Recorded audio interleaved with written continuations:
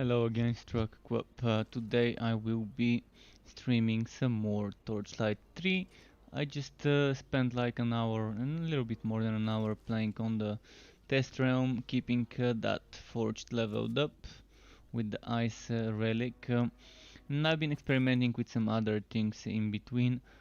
But yeah, there's some good stuff that I've noticed in regards to the passives, to the passive tier 2 bonuses on the Forged. They have been reworked. They've also added certain items that give you what I was asking for, a relic energy recharge rate or relic energy cost reduction. So they've added items like this, which is super good, super nice to hear that they're thinking of that. So basically, anywhere else where you had relic cooldown reduction, that's changing to relic recharge rate. So I probably should have walked on the forge. Let me go on the forge and explain what the changes were that I've noticed for people to expect. First of all, the venting skills passive bonuses kind of changed. Well, one of them changed. Let's say coal launch now gives you extra damage for venting skills. I'm gonna go on this one, just so I can explain why this build would be buffed and maybe nerfed. I mean, I'm not gonna be talking about the relic part of the build. I'm gonna be talking about the other part of the build. Why I think there are some changes and nerfs and buffs. First of all, let's open up this Q3. So this 25% damage to burning enemies is getting replaced by 25% damage to vent skills, meaning things like coal launch, furnace blast, and vortex bomb would benefit from it, but this 25 damage to burning enemies is remaining. This relic active skill cooldowns is changing to, I think, 10% relic recharge rate, which can stack up with the passive skill that every relic has that goes up to 25% when you max it out. So you're gonna be able to get 35% relic recharge rate, and it no longer requires you to use a skill to trigger the one from the relics as it used to before. So it's gonna be permanent 35% if you get this bonus and stack it with the one on the relic. Another thing that's changing is event fracking strikes relic active skill damage bonus. This should now be cooldown. One of those two was cooldown, and I think it was this one that gave you 10% cooldown to forged skills. Not brawl, not barrage, forged skills. Meaning vortex bomb is getting 10% cooldown, and that's actually super nice for this build. Vortex bomb builds would really appreciate the changes there. Because yeah, relic active skill damage is remaining here, but it's 10%, I think. If I'm not mistaken, it was only 10%. Even if it was 20%, it's fine, it's balanced, because with the relic cost reduction, I mean the relic energy cost reduction and the relic energy recharge rate, just with the default cost reduction of each relic skill, for example the active skills like Frost Blast, Localized Storm, etc., those by itself cost 25 energy, which is 1/4 of your total. You get 50% reduction. That's 8 casts you can do with full energy, 8 consecutive casts of the skill without a cooldown. So you can spam 8 venomous small bane spiders or 8 frost blasts, and that's without any from gear. You can get, as I said, cost reduction from gear. I got gauntlets that, by the way, had built-in. Do you see how here I've got 8% chance to evade? Oh, I got gauntlets that give me 10% block over there at the top, and then at the bottom I had like another 8% or 6%, I can't remember, relic cost reduction. So that's gonna make some very interesting builds. Right, let's do something. I think this guy completed the story, so I can do endgame with it. I'm gonna quickly sell this. Let's go do a map or two in the dungeon.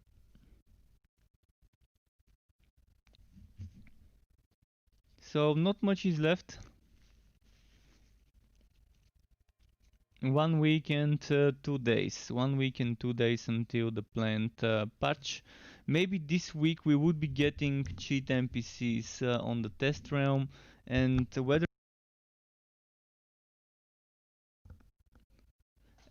the test realm would be available for everyone this week, we would see. Whether everyone would be able to play with the relics. I won't be surprised if around Wednesday, Thursday or Friday they allow everyone to jump on the test realm to test the new relics.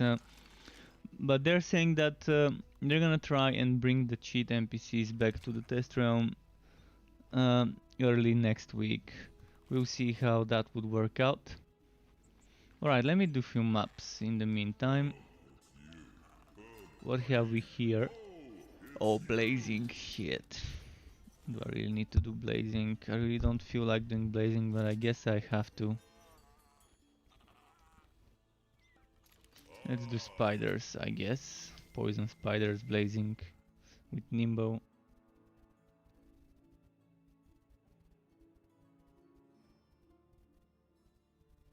But yeah, all the changes to the passive skills of the Forged, I'm really happy about those changes. Just a moment. Okay, still loading. Good to see that it's still loading. Because I forgot to do something. Hopefully I don't get attacked. I just need a minute here.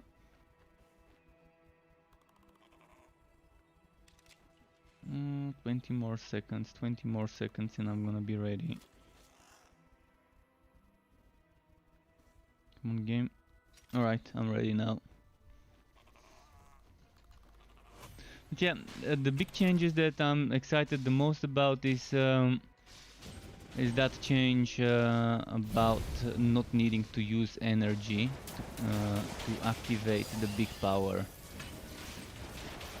I mean, not needing to spend energy on it, just needing to spend energy total, like spend 200 total energy on other skills and then you can activate it, and that's not too much. 200 energy you can spend quickly.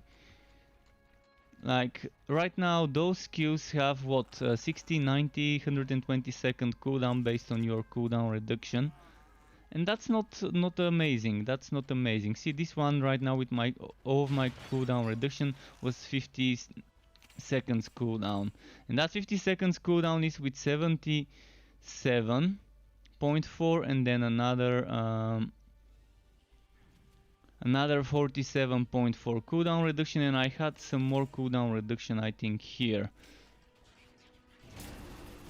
And I think you can activate them with the way things will be on the new update. You can actually end up spending 200 energy in less than 60 seconds if you fight a lot of enemies and you build up the energy quickly, and you've stacked up your energy recharge rate to 35% from passives, and you've got that cost reduction and you're spamming things. It's gonna be great, I think. And the biggest thing, 10% cooldown reduction on forged skills. This would make Vortex Bomb builds like this one so much better. Because 10% is what, 0.4 seconds? Was it? Or was it 0.8? I think it's 0.8. If I'm not mistaken, Vortex Bomb's cooldown is 8 seconds base. Or is it 10? I need to check it.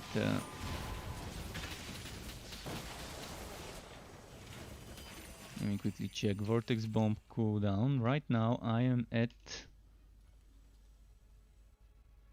55.8 cooldown, and I'm at 3.5. Okay, so let's say the base cooldown is 8.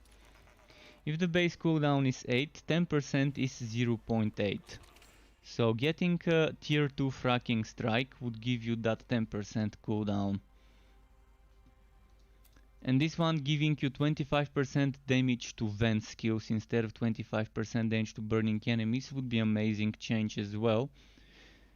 Because then I might reconsider getting this damage to burning enemies and getting burn on my weapons. I mean, yeah, 25 damage to burning enemies is still good, and I probably still would be trying to get burn, even if it's not 50. But then I would know that this one here is only something I would pick when I'm using vent skill to do damage, such as vortex bomb builds. For example, for builds like Coal Launch, I'm not sure whether I would want that, but definitely nice having it.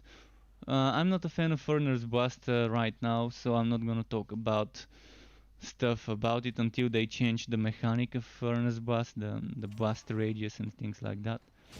But it still might be worth considering getting that vent damage. And the good thing about the vent damage is you don't have to have previously burned the enemies to get the damage, like now, with that damage to burning enemies. So it's gonna be on the first cast.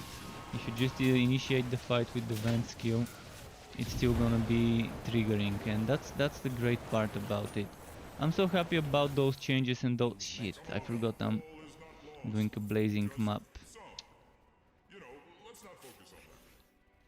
Well, there goes my progress here. I just can't get past this stupid overpowered blazing modifier. But I just wanted to go on the forge quickly to talk about my impressions of how they're reworking certain things for the class.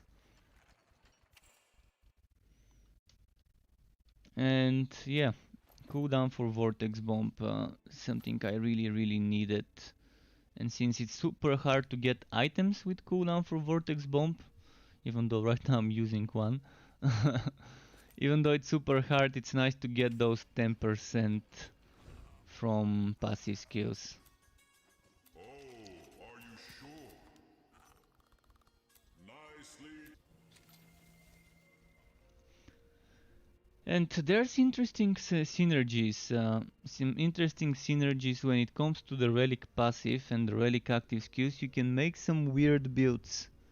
Like just earlier we were discussing, well, at least not discussing, but someone mentioned how Bane Train feels strong, and I'm pretty sure the Bane Train would be amazing because first of all the train is considered minion, and the Bane gives you minion damage, meaning you can stack flying picks spirits, you can stack enchanted rail hammers, you can stack the train and other types of minions that are not you or your pet. So that's a lot of extra damage. A lot of extra damage you can get with the Bane for your train and other things. So it's probably not the standard thing people would be trying with the Bane to make a Realm Master train build, but it's one of the things I would be really looking forward to testing myself. There's gonna be so many builds I wanna test. We won't have enough time to do it in a month even to test all the builds I wanna test after the update lands. And as I said, I'm probably gonna have to buy the game a second time so I have enough hero slots without needing to delete heroes. Or I can play in the test realm, in the two different test realms. I can try and get 10 hero slots in the public test realm and 10 hero slots in the private test realm, and that way I can have 20 different heroes, but they're not gonna share items, which is the weird part and then the worst part of it all. So it's still almost equal to me buying a second account so I can fit all the builds I want into without having to delete them to make new ones. And then when you consider respecking to make new builds, that's gonna be so much more build variety. But the relic active skill spamming builds are a thing. As I said, you can get 8 consecutive casts of Frost Blast or Sword Smash or Venomous Maul And that's just with passives. That's just with the passive that gives you 50% cost reduction. When you get cost reduction from other sources, um, like gauntlets and other things like that, that can give you cost reduction for relic active skills, then you can probably try and squeeze in 9 or 10 casts of the relic active skill, the relic attack skill, with a full charge of 100 energy. And that is a what? That is a what? Because keep in mind they don't have cooldown now, so you can immediately cast them one after the other and just burst out a ton of damage. And the venomous maw on the Bane, for example, summons spiders. I'm not sure whether there was a limit. I forgot to remember whether it said there was a limit. I know some skills, like the miasma, had a limit of only summoning 6 spiders or something like that. I'm not sure whether the venomous maw that summons 2 spiderlings every time you use it would be like that, would have some sort of a limit. But if it doesn't, imagine doing it 20 times.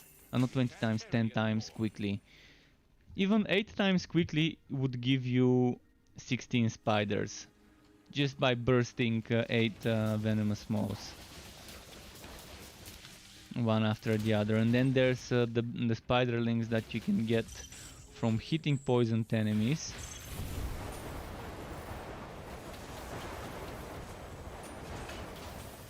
But I think the strongest part would be that 100% minion damage that miasma gives you. This thing on bosses to burst them with a train build, for example. Train build with the flamethrower and with some flying picks around the boss. That should be great.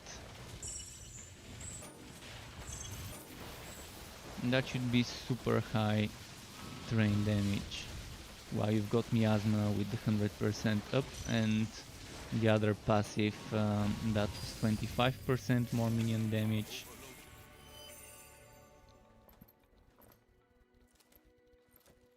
And keep in mind, miasma also increases the damage you and nearby allies do, so that's even more damage. There's gonna be, or you can even save your relic activation. You can save your relic activation. And for bursting bosses, I think there's a ton of potential for super strong burst builds. It could be with the train, it could be something that's definitely not summon based and still do a ton of burst potential. Maybe you can just burst venomous maws without relying on the spiders for the damage. You can just focus on the poison damage aspect of the Bane and still have that work nicely. And that's true for every relic.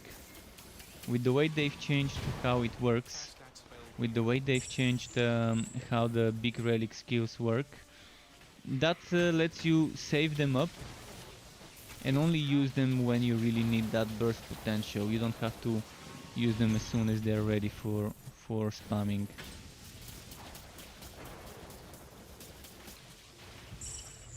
You're hurt.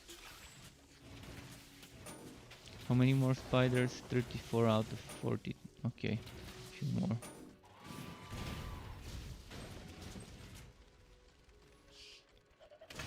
But yeah, I'm definitely happy to see the changes on the test realm. Mostly to the passive skills and how certain bonuses have been moved and switched.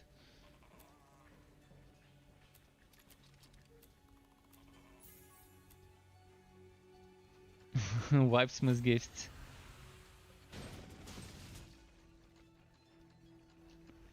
Get your fort going on with those materials. Am I gonna get 4 spiders here? Okay, we will. That's 3 of them. We need just one more spider. Come on, show yourself. There we go.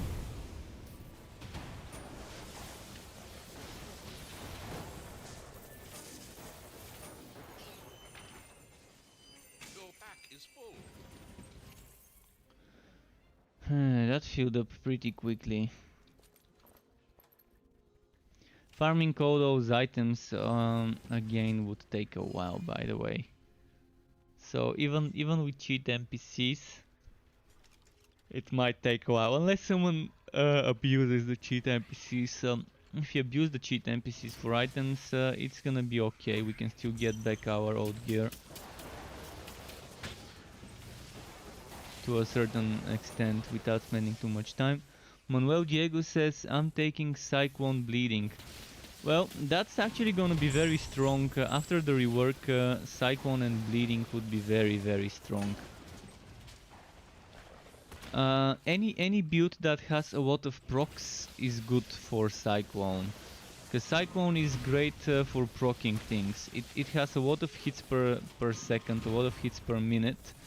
So that means a lot of procs per minute. That's why I co-builds that rely on proccing stuff, proc monster builds when you're using Cyclone or Rapid Fire or Rapid Strike. Those are great on the forged for proccing stuff. You're nearly dead. Oh shit, I've got no potions now.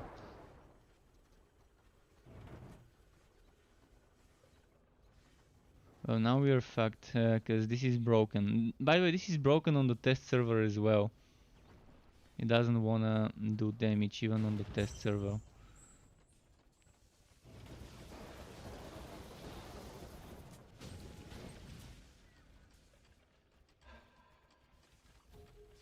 Your pet has arrived.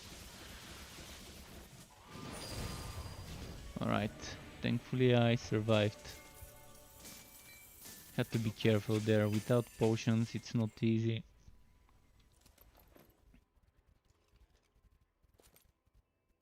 You're refreshed.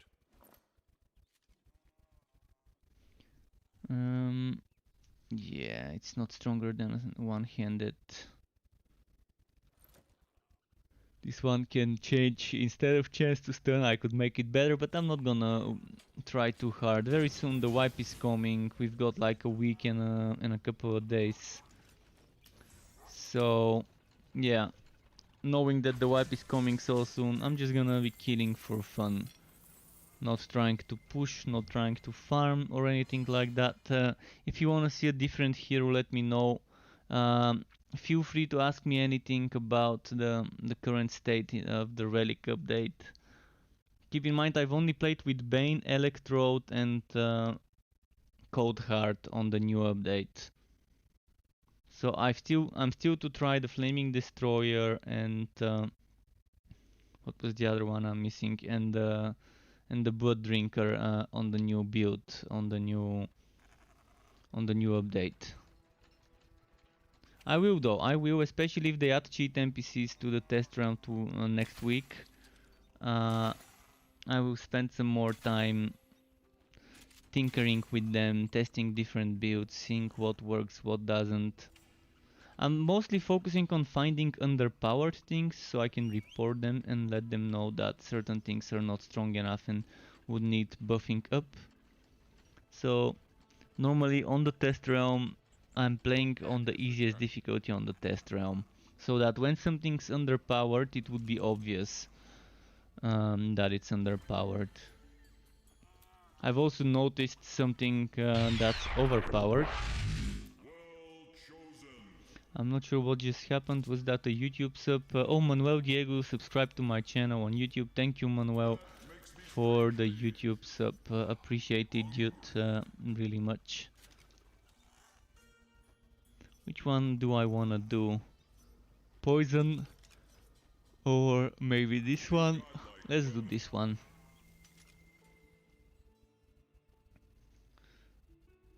I've noticed today that I was at level 12. I was doing on practice map works in the third act, And I was getting one shot by those turrets, the lightning zapping turrets, even though my defense versus lightning was 23 point something, I was still getting one shot.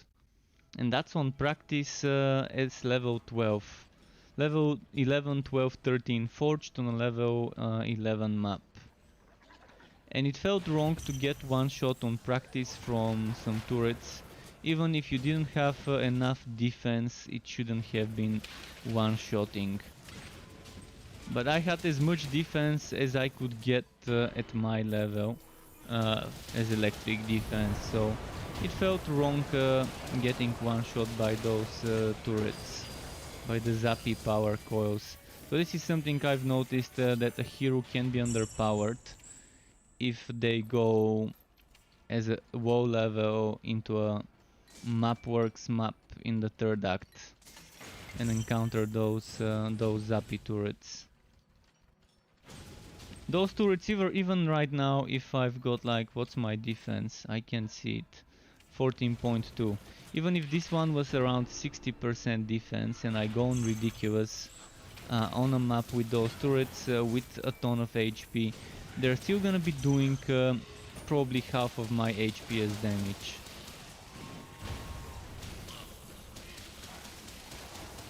Which is a lot, so they're not scaling that well at the low levels, I guess.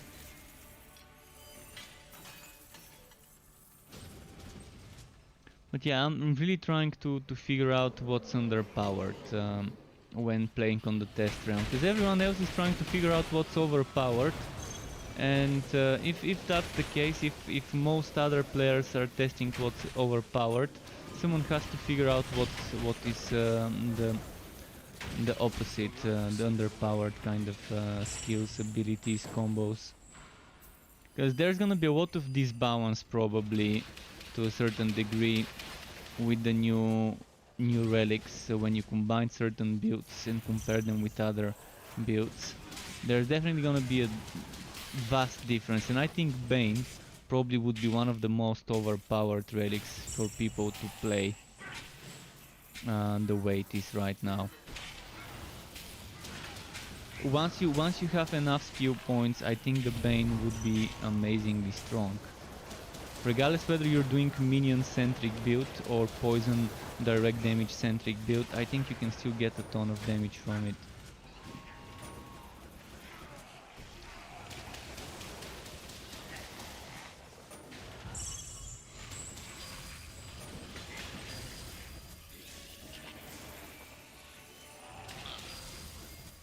And since it has been confirmed, as I said earlier, it has been confirmed that trains count as minions on the Realm Master. You can get such a strong build there with the flying pig summons and the other hammer summons and the ancestral spirits with the hammers as well.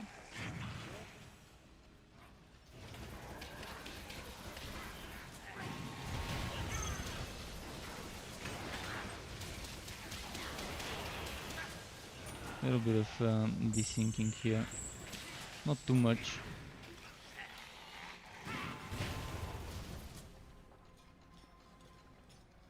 Alright, I can go for the boss fight now. I'm just gonna go for the boss.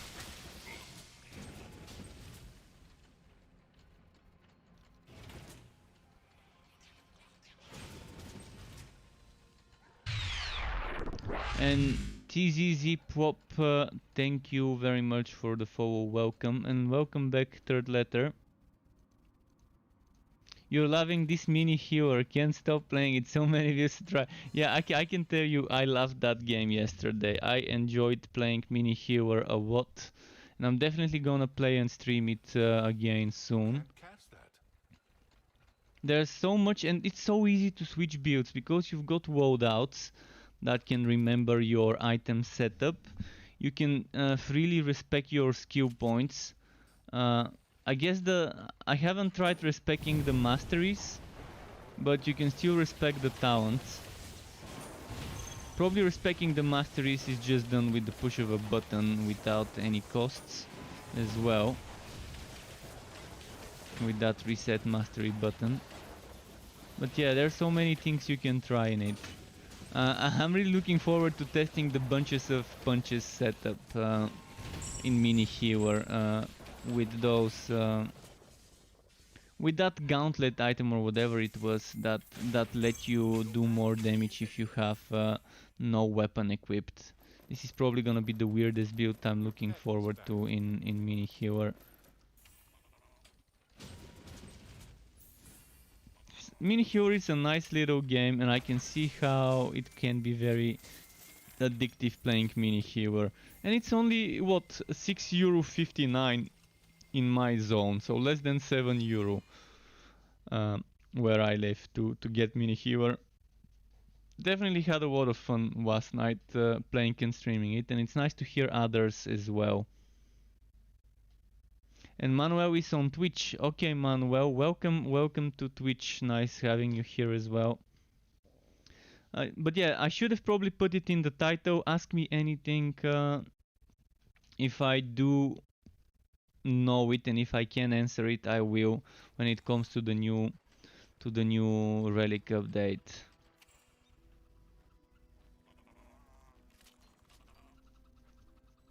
Oh yeah, I'm pretty sure that the person who created Mini Healer most likely has played a lot of other games and definitely knows how to synergize stuff and make builds and so on. I can only imagine how much time he has spent figuring out what abilities to add to the different types of items, because there's just so much variety. So much variety when it comes to making builds in Mini Healer. And the skill trees, the items, the masteries of the skills, then the different types of upgrades. I mean, you've got augmentation, you've got mutation, you've got upgrades of the augmentations, you've got upgrades of the items, and then you've got upgrades of random stats as well. I mean, there are so many different types of getting depth that it's just unbelievable for a game as little as Mini Healer to have so much depth. I'm wondering how much time it took him to get it to the current state. But I'm probably gonna do this one map and then switch heroes. Do I wanna go Mega Maps, Mega Packs Gear Waki map? Let's do it, Mega Packs.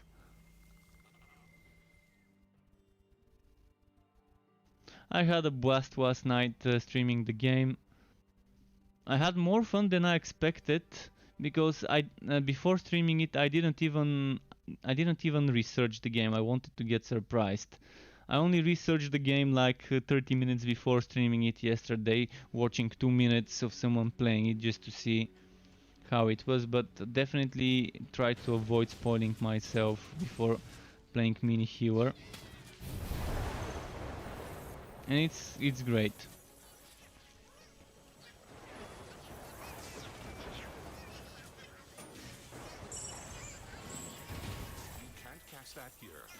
There was another game similar that I played a few months ago called Dragon Cliff, which was made from a Chinese developer, which was more of a... Dragon Cliff was more centric towards the AFK part, the auto-attacking, auto-team fighting part. You could still control your team yourself and let them do certain skills at certain stages when it's difficult and the bots themselves fail to beat something.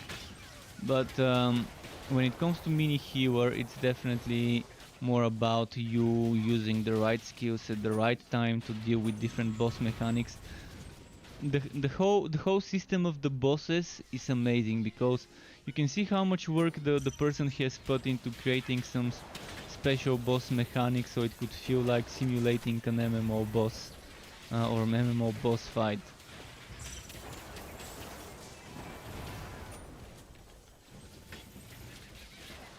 It's a game I definitely wouldn't mind recommending to people who like pixel art games and who like tinkering with different builds. So yeah, it is a single player only when it comes to Mini Healer. but it's a good game. As for Torchlight 3, completely different from Mini Healer. You've got that action RPG 3D water game with also decent amount of build variety. Especially now with the new relic upgrade, the number of builds is probably getting quintupled, maybe even 6-7 times more than before. In fact, I think it's even more. I think it's more than 10 times 10 times the builds we had before, at least I can think of, when it comes to combining when I'm thinking 60 skill points and the limited choices I can make and how to spend the skills, how to spend the skill points wisely, whether I want to be, for example, a melee forged with ice, or a ranged forged with poison, or a melee forged with different melee skills with the bleeding and do more defensively the stuff, or a ranged forged with the fire and do damage to burning enemies and proc stuff with rapid fire and things like that. There's so many ways to play every hero. You can be the train electrode, or you can be the Bane train summoner build. You can be the slammer with ice on the Realm Master. You can be a slammer with bleeding and all that damage reduction you get from the bleeding relic. Or a train electrode, but instead of electrode, proc monster with the fire, with the firestorms. Although I've noticed they've added cooldown to firestorm, which might have been a mistake. I don't think firestorm should have a 4-second cooldown. Because yeah, if it can only proc 1 times every 4 seconds, Firestorm definitely feels underpowered. I think next week they're probably gonna let us, maybe around Thursday or Friday, play on the test realm. I don't think it's gonna go straight to live. We already have it on the private test realm that I've been playing earlier. And I've already finished Act 1, 2 and 3 on Bane Summoner Sharpshooter, and I'm doing Train Electrode Realm Master, and I'm doing a Coat Spinning Frozen Orb Spin to Win build. Basically you're spinning with the spin to win, and then as you're spinning it's shooting icicles to the enemies around you and freezing them and things like that. That's my idea for a Frozen Spin to Win setup. I'm still leveling that one up. It's like level 13, so I don't even have spin to win right now, which is at 15, the Cyclone skill. But yeah, once I get to 15 and get Cyclone mode, it's gonna be interesting to see how that goes. With all the spinniness and vortex bombs and shooting icicles. Because if you upgrade the skill that shoots icicles, the pet shoots icicles as well. So there's a ton of icicles. Icicles shooting out from you in all directions, icicles shooting from the pet in all directions. And you're gonna be spinning and pulling enemies close to you. I totally understand how someone would wanna wait until Torchlight 3 is more fleshed out. Like when they solve the rubber banding and sinking issues, when they are done with the wipes. Although there's still gonna be one wipe at the end of early access. So there's this to know, to keep in mind.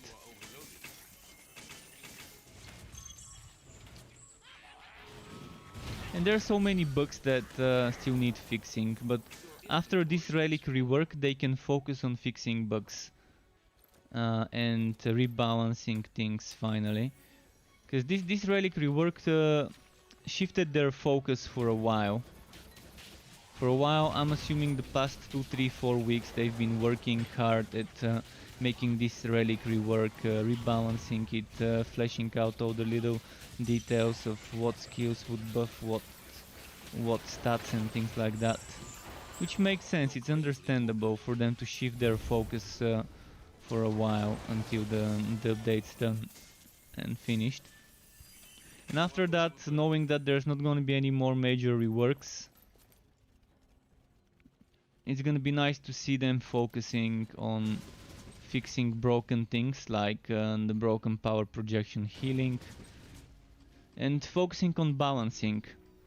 We're gonna be giving them a lot of feedback, I assume. There's a ton of players that give feedback on Note. Believe me, everyone probably is gonna be trying to figure out what the most overpowered build is.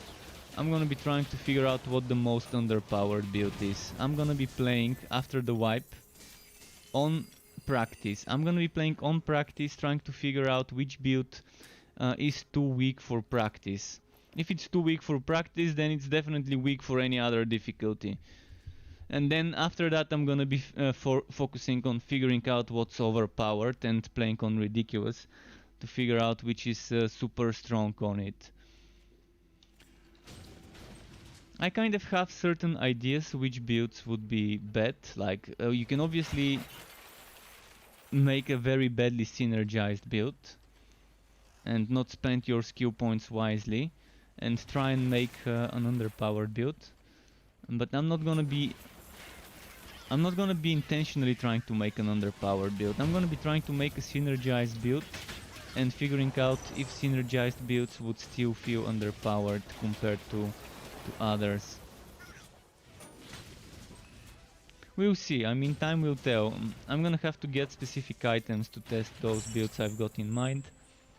I'm also looking forward to figuring out how the legendary powers of certain items have changed.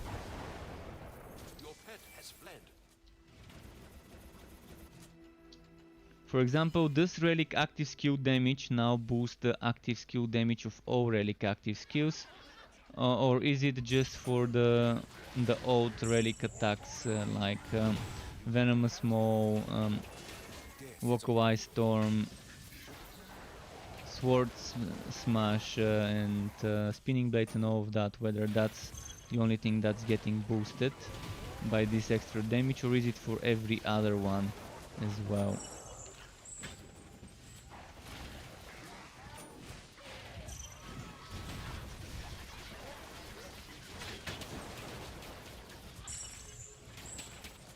Oh shit, we're back to...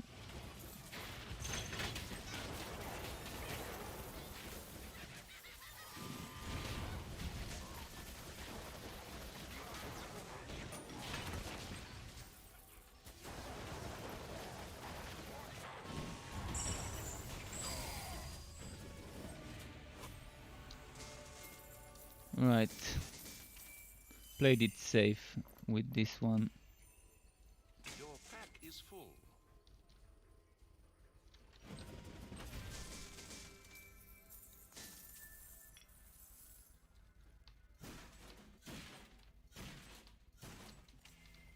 But yeah, this I'm not sure if you heard me saying, but earlier I was saying that the Forge has some changes to his tier 2 bonuses. I'm gonna say it to those of you who have joined the stream later. I'm gonna quickly give you an example of things to expect when it comes to Forged, and then I'm switching heroes. So quickly, for a minute or two, I'm gonna talk about changes to expect. You heard me, okay. Just in case there's someone listening out there who hasn't heard about this. This 25% damage to burning enemies is changing to 25% damage to vent skills. Any vent skill. This minus 20% relic active skill cooldown is 10% relic recharge rate. This plus 20% active relic skill damage is changing to 10% minus 10% cooldown for forged skills. Not Brawl, not Barrage, any forged skills, meaning this one is gonna benefit greatly from that cooldown reduction. And this one I think from 20% might be changing to 10%. I can't remember precisely how it was, but yeah.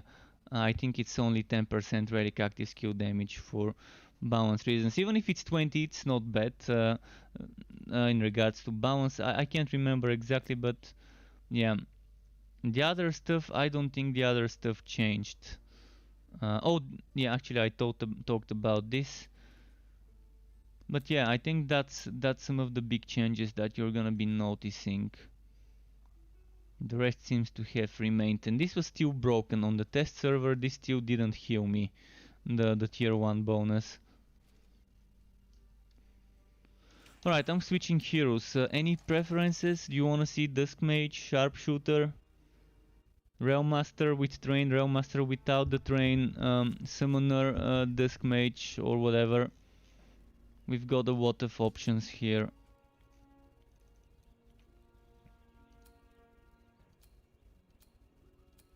You could probably play this a bit.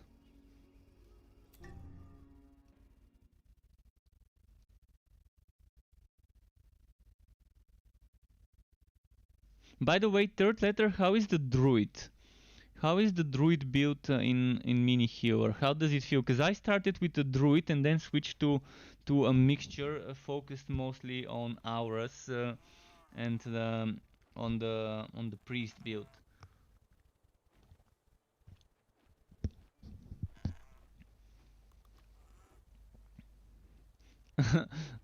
Michio, you're a little bit too harsh on the developers. The game is still in development. It's in early access. An early access game, by definition, would have a lot of bugs. And wagging is something that eventually will get solved. You shouldn't be too harsh on the developers because they're human as well. They're not robots. They can't make the game perfect. Right off the bat. I mean, it's still in development. It's not a launched game, and they know it, and they're doing their best to fix it. But the game is definitely broken in many ways, but they know it. They know it, and there's the right way and the wrong way to give feedback. I mean, if you say the game sucks and don't explain why, don't explain what you don't like about it,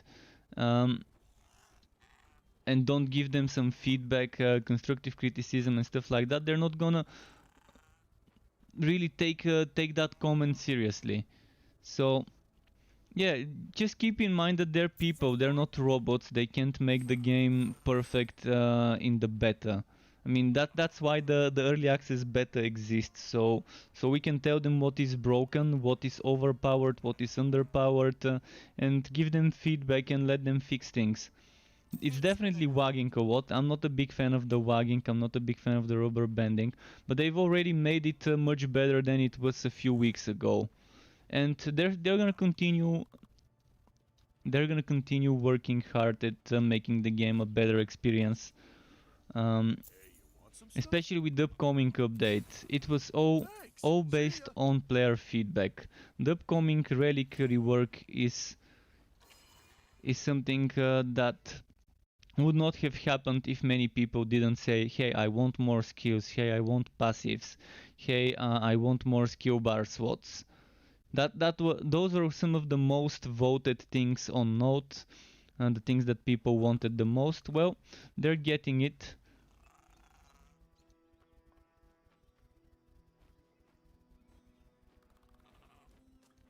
As for the damage from poison and from the shock towers, I definitely agree this is overpowered, and not just the damage from poison. Blazing map modifier, blazing enemy modifier is overpowered. The Hofazir's dungeon is in its very first stage, and it's so overpowered in certain parts. It's so imbalanced. I'm not a big fan of this endgame mode right now, only because of the imbalance and because it doesn't reward. I still do it. Just so people can see what it's like when I stream it, so they have an idea. But this is getting improved, believe me. Those developers are actually one of the best developers I've seen in regards to listening to the community and fixing things. Keep in mind that they can't wave the magic stick and fix a bug out of nowhere. They have a limited time they can spend working on things every week. So if one person is in charge of all the legendary items and legendary abilities and the relics, well, that person probably right now is super busy with the relics and fixing all the legendarium related things and stuff like that. So maybe certain things would be pushed down at the bottom of the queue of things to fix. Because keep in mind, there's like 35 people in the team. 35 people, and not everyone is a developer. You've got artists, you've got music, you've got animation, you've got so much stuff in the team. It's not just developers. So even though the team is 35 people, the developers are probably 15 or 20. Who knows? I don't know the exact numbers. So keep in mind that it's not even if you give them a couple of million of bucks, that doesn't mean that things can get immediately fixed. Just look at Wolsen. Wolsen made a lot of money on launch, and yeah, they hired like 10 new people in their team, I think. But their game is still not in a great state. After like 3-4 months have passed since launch. Development takes time, and that's what early access is for. To show your game to a broader audience and get feedback and get them to help you make the game better.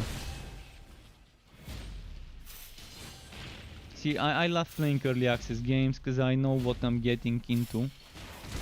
And I understand I'm gonna get pissed off from certain bugs very often when I play early access games, but that's a part of early access. I mean, I'm seeing a lot of progress. If you've looked every week, they've been, if not making big changes, at least small minor hot fixes, bit by bit.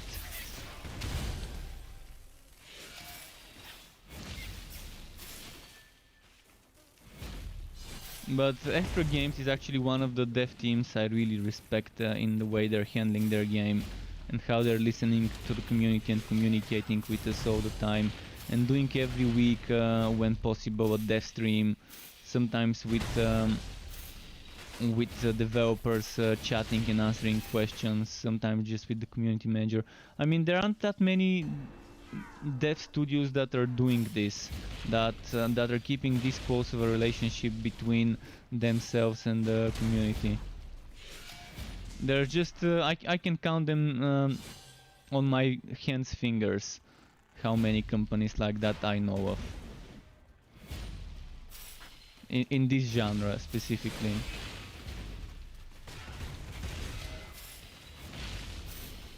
So yeah, gotta understand those things. But yeah, there's definitely things I don't like as well, such as, for example, the Fazir dungeon right now for me feels boring. I don't feel motivated to do it, and I think that it feels very overpowered, especially this part where the whole map is getting modified by Netherwell or Blazing or something like that. Every single monster has 40% chance, and I do think that this needs to be changed to 100%, but only for elites, not for every single monster in the map. I think that would be an interesting change, only the elites getting the modifier.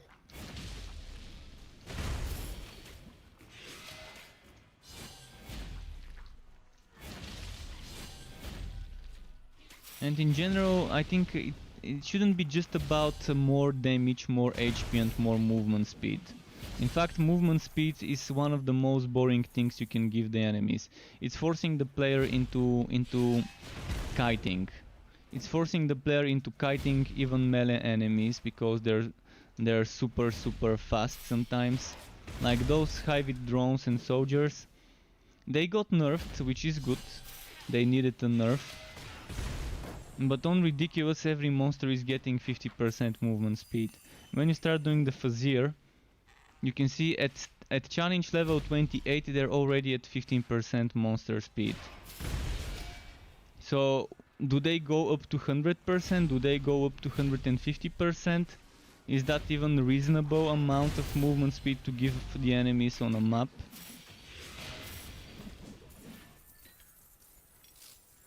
Not sure why they thought it would be a good idea, but they're experimenting. They're feeling the waters, seeing what works, what doesn't, while they can. Because once early access is over, they won't be able to probably make this much experimenting with certain things.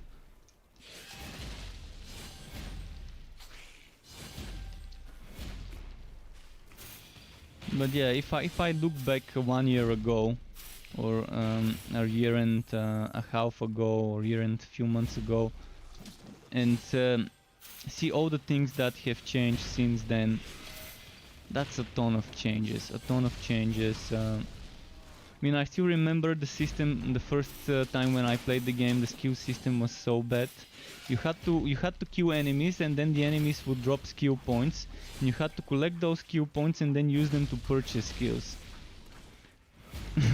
Definitely happy that this system doesn't exist in the game anymore, because after a certain amount of skills purchased, it became so grindy back then. So grindy. Because not only did you have to spend the skill points to purchase, but also to level up. And the more you level up and purchase, the more it ended up costing to level up and purchase more. So this was the first version of the skill system I encountered. Then they went for a more Diablo 2 style skill tree, which felt very restrictive because they kept forcing us into spending skill points into skills we didn't need to use and we didn't want to use. And it felt wrong again. And this current skill system is actually pretty fun. And since you were talking about Mini Healer earlier, you can probably see the similarities between Mini Healer and the masteries of skills in this game, where with the masteries you've got different tier bonuses. 1, 2, 3 stars, and as you put those 1, 2, 3 stars, you get different bonuses. It's similar to the skill tree system here, although here the bonuses are at certain points spent. I won't be surprised if they slightly rework the skill system again, but most likely they would just start balancing and fixing bugs now. Most likely. Let me read back the chat now.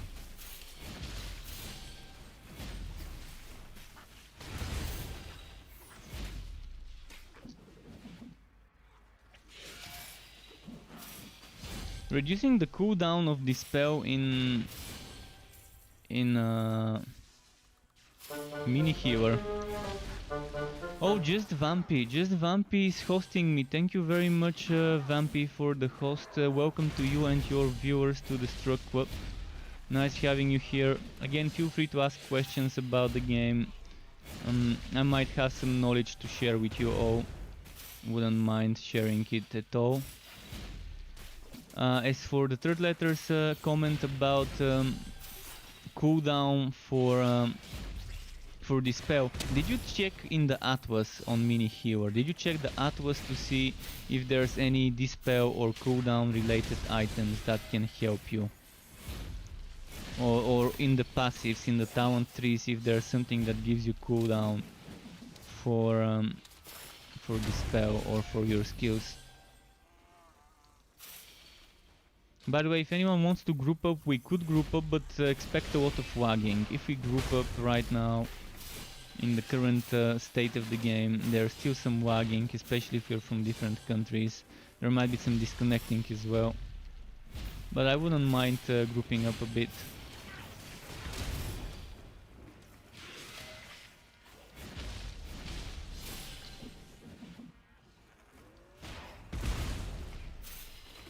So this skill Frost Blast that you're seeing right now, you would be able to use it 4 times without a passive. Then when you get the passive that gives it 50% cost reduction, just from the passive, you're gonna be able to use it 8 times if you have 100 energy. You know, 100 is the max energy you can have in the new upgrade. So that means you can do 8 Frost Blasts without cooldown. Right now mine has 0.8 seconds cooldown. So you can see how there's a little bit of delay. And if you have Egg of Mayhem like me, that's gonna be 8 times 2 skills you're casting without cooldown consecutively when you have full energy. That's a great thing to consider. And as I said earlier, you can probably do that 9 or 10 times if you get items with a relic cost reduction. And they exist. I got gauntlets that gave me 10 block chance and 5, 6, 7 or 8. I can't remember the exact number, relic cost reduction. Relic skill cost reduction or something like that. I can't remember the exact wording. But it did make the skill cost less. I think it made it go from 25 to 18 energy cost without me even having the 50% cost reduction.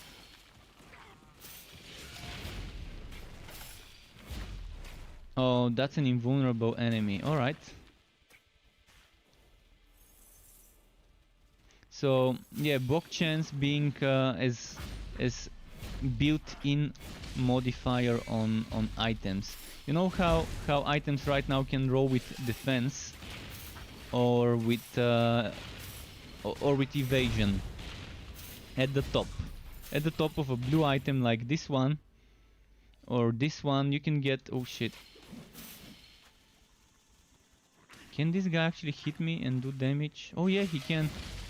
Wow, alright, let's just go grab the boss fight.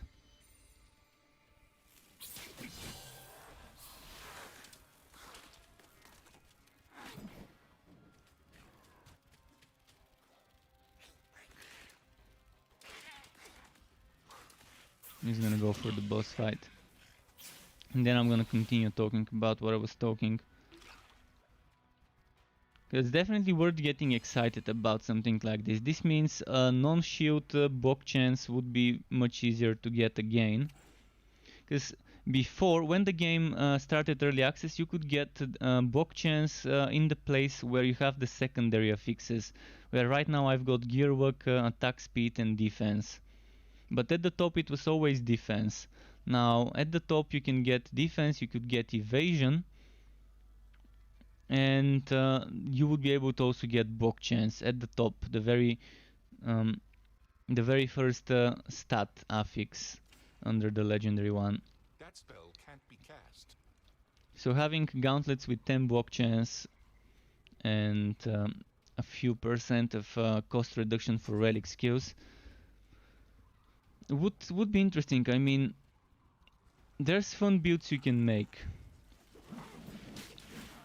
You could get two-hander and still have a ton of block chance and a ton of evasion and stack up some nice nice cost reduction and just spam relic skills.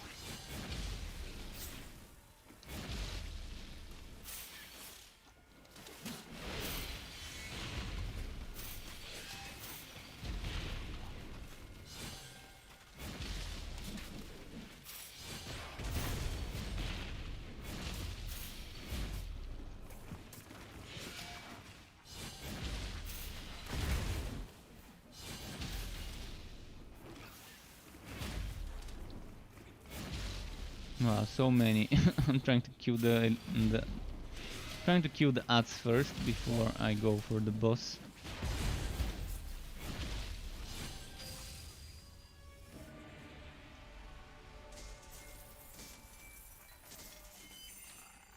What did we get? Skittering helmet. Those feel kind of very underwhelming, by the way, the shrines. The shrines right now in the game, most of them feel super underwhelming to me. And as a result, those items here also feel underwhelming. Shrine-based items. Alright, does anyone want to see a different class? Any specific class you want to see me play? Specific class, specific build. If I've got it, I would switch.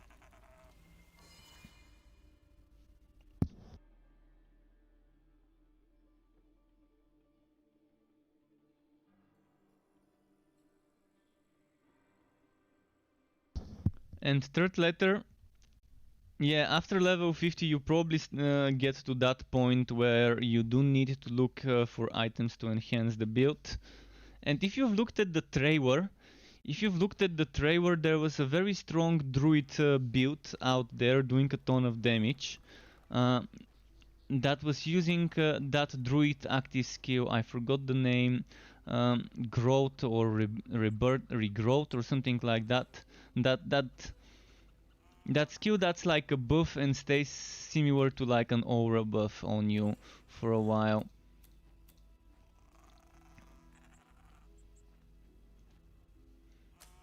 Not sure what items synergize well with it, but there's definitely items that can synergize with it.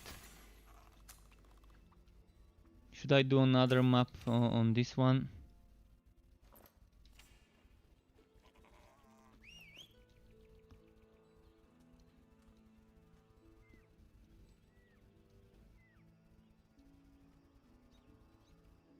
Your pet has returned. Alright, the pet's back. I'm gonna do another map with this dude and then see what we do next. How am I doing with the fame? 242 uncollected uncollected rewards. Okay. Before the wife might spend one day collecting all those rewards. It's probably gonna be 300 plus by then.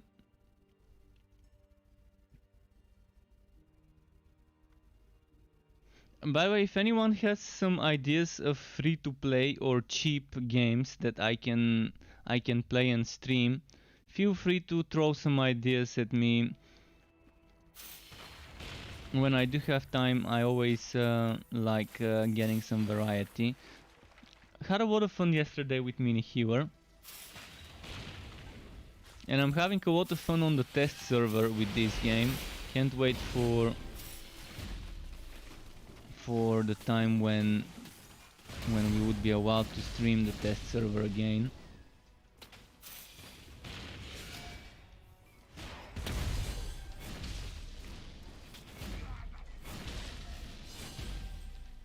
But yeah, there's definitely some things that are still broken that they're trying to fix before they let the masses test the relic stuff. Still not there yet. Oh shit, wait a second, my headset is beeping. I need to plug it in. Just a moment. Need to pull that. Fuck. Who's fighting? Need to pull that cable. Where's that cable? There we go.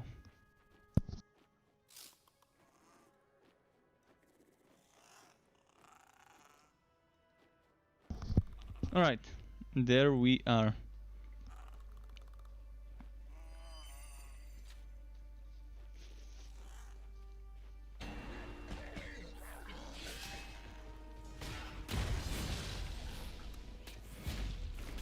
Wait.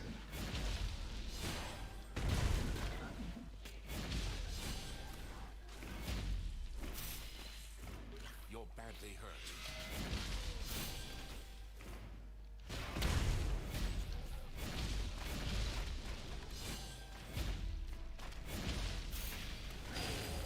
Alright, good.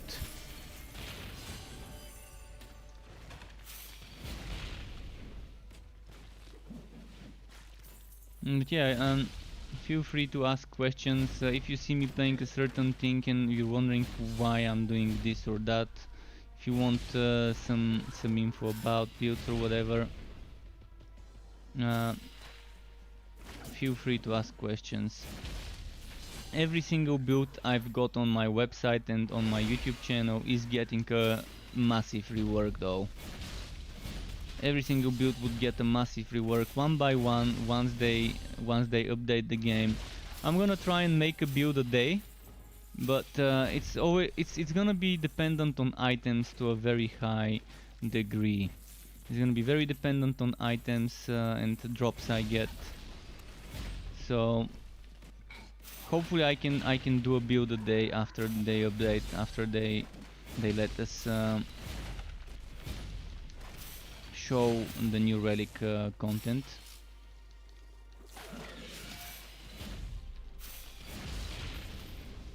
What is it? The 2nd of August, so we've got 9 days. 9 days until then. I would probably make a poll. I would probably start making polls where people would be able to vote which builds they would like to see made first, which class plus relic combo they would like to see made first. And since there's 20 options, it's gonna be a big poll. It's definitely gonna be a big poll.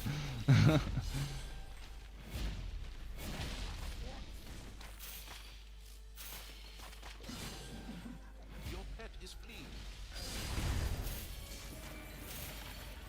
Your pet has run away.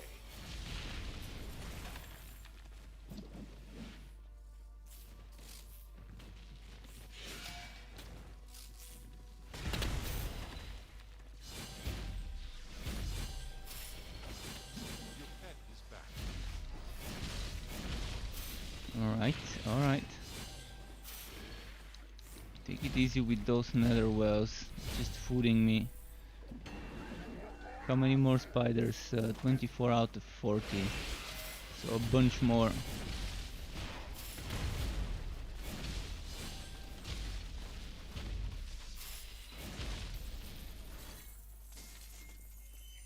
You can't carry anymore. Wait, oh, the pet is bugged? Damn you pet, why are you bugged again?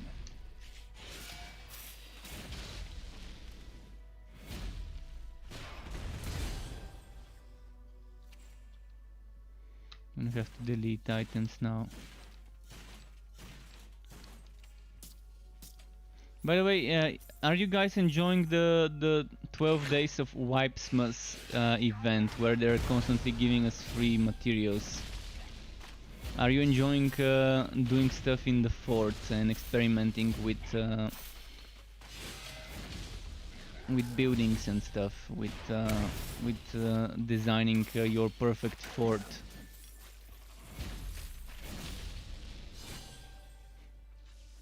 I haven't had time to do any reworks on my fort. I wish that event was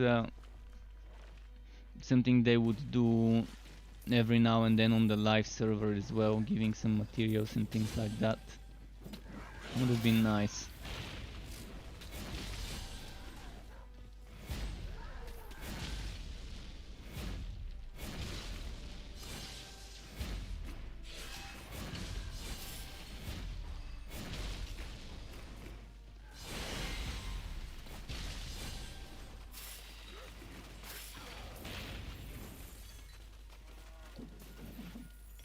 Alright, let's keep moving. Is this one glitched? Oh no, he isn't.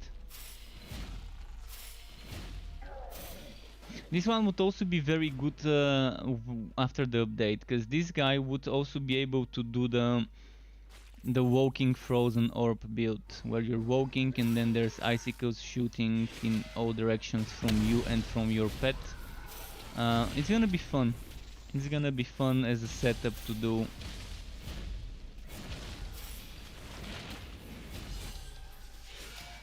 Slammer builds with the frozen relic, with all that crowd control.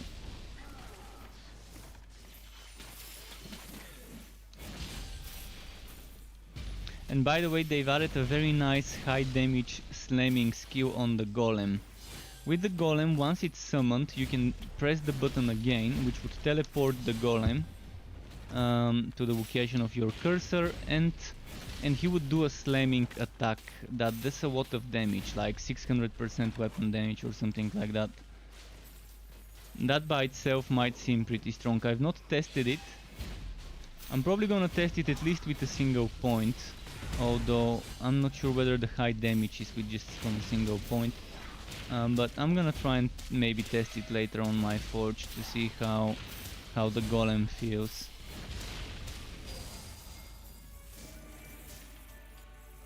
I can already see a nice synergy between Bane Summoner in the team and having someone with the golem. But I'm not sure whether the extra bonus damage to summons to minions would apply to the golem. Because I don't think it's shared. I don't think you're sharing that extra damage even when you activate Miasma and get that 100% minion damage. I'm not sure whether every single party member would get that 100% minion damage. If every party member gets it, then 4 Banes, 400% extra minion damage. I'm pretty sure they made it to not be shared for balancing reasons. Reasonable balancing reasons. Because imagine being able to stack 400% minion damage from 4 people with Bane activating Miasma. That's gonna be flying pigs one-shotting stuff. And those summon strains with flamethrower car one-shotting stuff and things like that.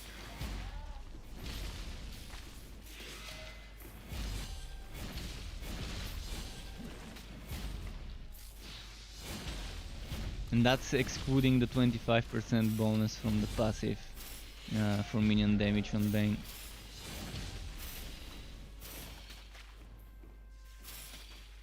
Wait, can I just go? Let's just go for the boss now. We can do it. Enough goblins slain.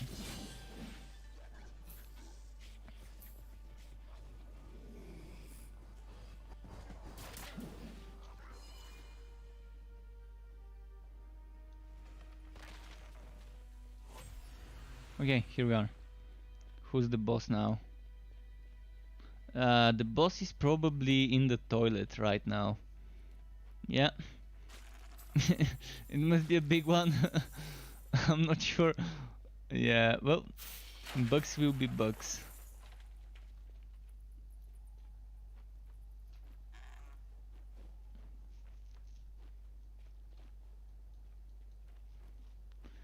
That's weirdly connected. How does it make the change here?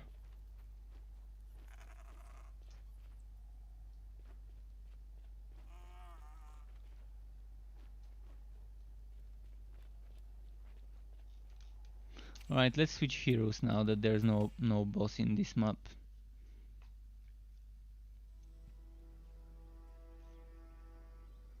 What have we not played? We haven't played a mage or a sharpshooter. I say let's play the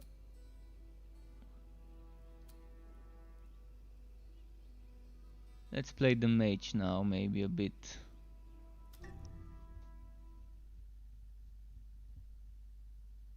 What's the time? 10:04 p.m. I gotta wake up early tomorrow. Well, not early, but I'm expecting some delivery. So we'll see until how long I will stream. But we've got at least 2.5-3 hours of streaming left.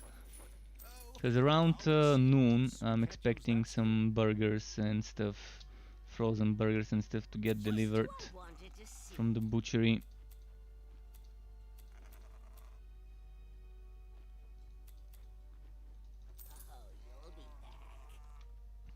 So I won't be streaming until 6 in the morning like last night. I'm definitely not gonna, probably until 1 a.m. probably is when I'm gonna stop today.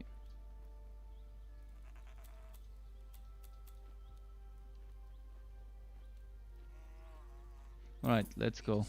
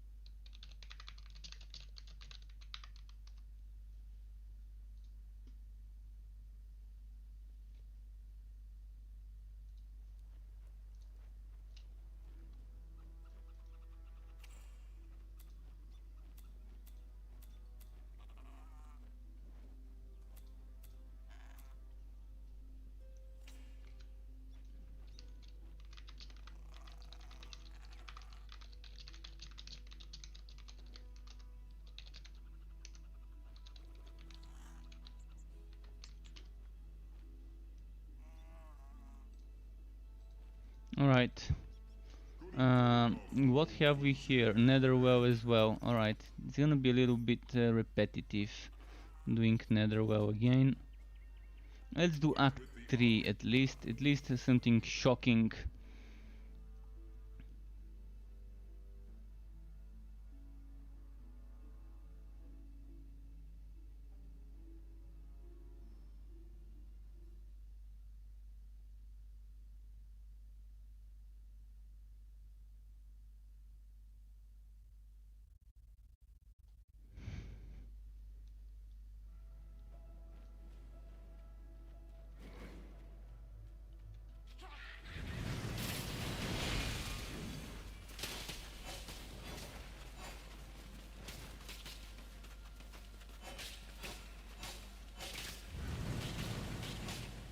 Come on, come on.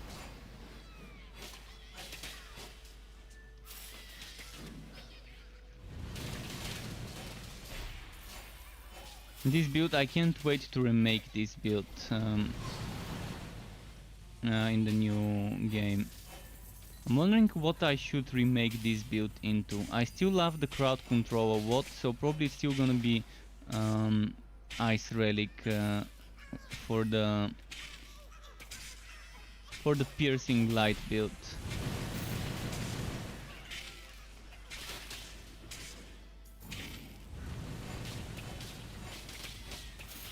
Probably gonna try and keep it as close to the original build as I can, then maybe make some variations for different relics.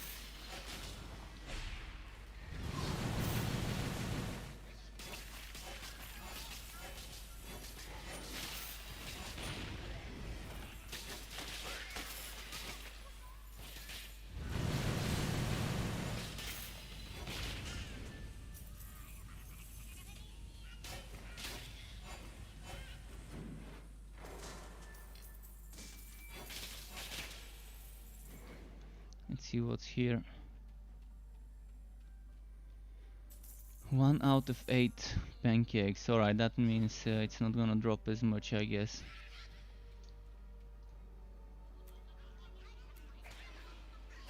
Nine days till Wipesmas. Oh, they're giving a lot of respectacles today. Alright, everyone can get a ton of respectacles today from the 9 days till Wipesmas. 9 days till wipe, I mean 12 days of Wipesmas, 9 days till wipe.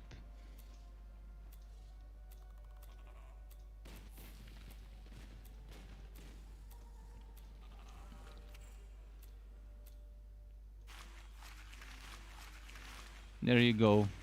Go out, respect, and again respect. Get your respect going on. Test the builds while you can.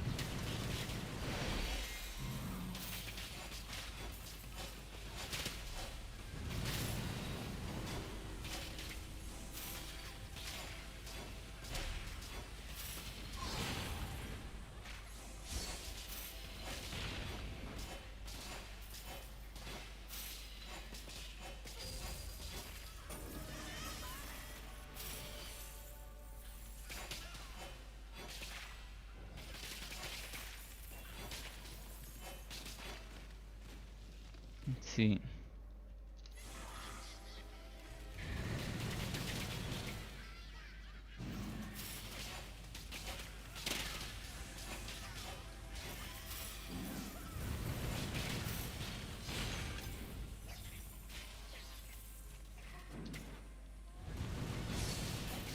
Oh, and they're probably gonna be planning, for those of you who are alpha players, they're probably gonna be implementing an option where you link your Arc Perfect World account to Steam, to the game, so you can get some rewards for your participation in the alpha. I think they're working on such a script, such a system.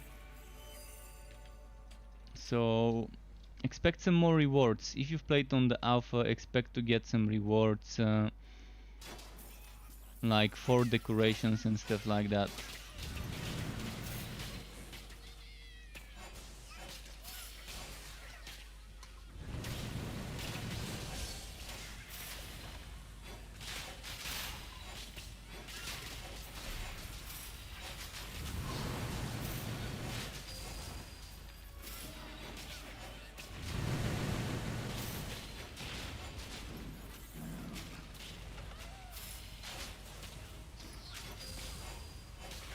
we go. T is saying, oh, I got a reward in the mail which I can't redeem. Is it because your inventory is full? Before redeeming, make sure you open the inventory in the consumables tab here. Make sure you've got room, because if it's respectacles, each 5 of them take a separate slot.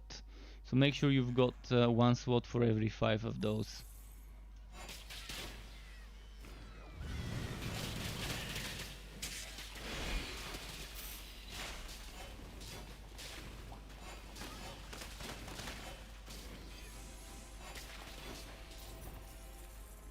You tried all that well?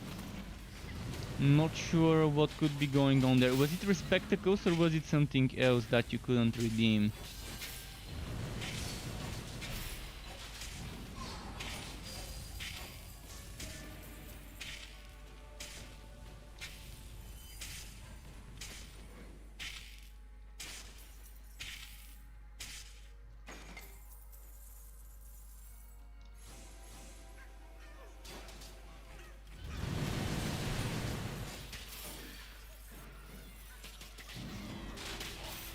There's only a decoration. Oh, if it's a decoration, it's probably a bug. There's a lot of decorations that you might have already learned.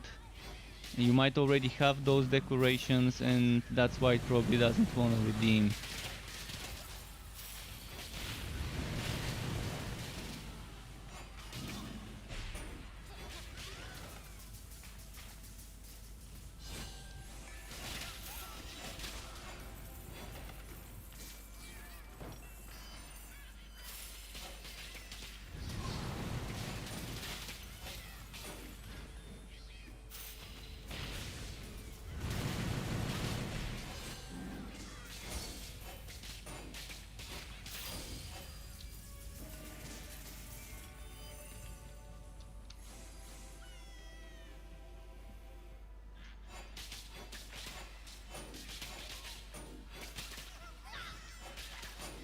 Alright.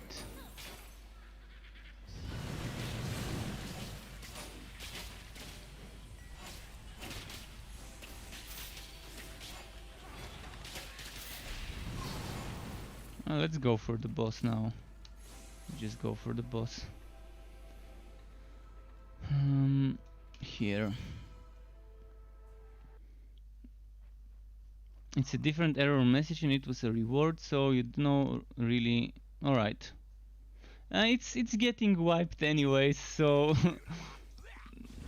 you're gonna be getting rewards eventually after the wipe for beta and alpha participation if you participated. Who knows, maybe there might be some events every now and then where they would use the mail to send us rewards. Until recently the mail system was buggy and they were not using it because it could be exploited for unlimited rewards. So recently they fixed it, and we should expect more things every now and then, some events, maybe community events where we get rewards sent to everyone. I would actually suggest something like that once some time has passed after the relic update and they have fixed all the bugs and balances that needed to be fixed, the important ones I mean, because there's always something that needs to be fixed. Then I can probably send suggestion for them to do more community events where we get some stuff from the mail sent to us every now and then. Because after all, it's early access and it's still getting wiped at the end of early access. So it might be nice to send us certain things every now and then. Especially respectacles. I always love me some respectacles to test some builds and stuff.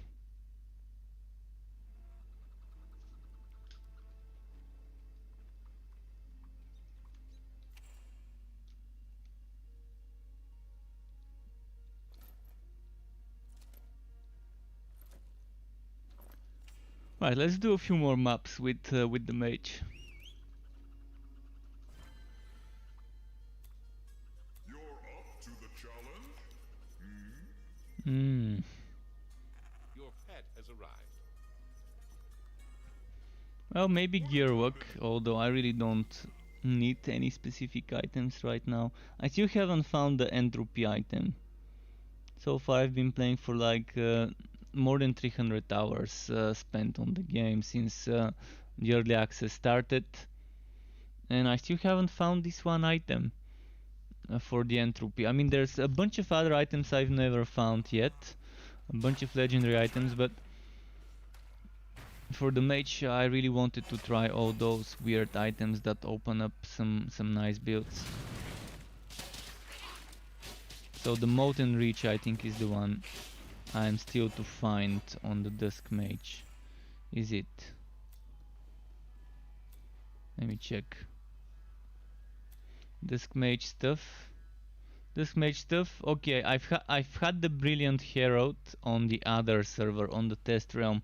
I've also had Ebon Grasp on the test realm, but Molten Reach I've never had. And why I like having those items is so I can test if they work. Because I've already found so many broken item abilities. But until I find the item, I can't know whether it's broken. And the weirdest thing is, whenever I find an item that's broken, and I go to report it, I see that no one else has reported the item as being broken. So it's either super rare to get those items. For example, the Ebon Grasp. The Ebon Grasp was definitely broken and not working.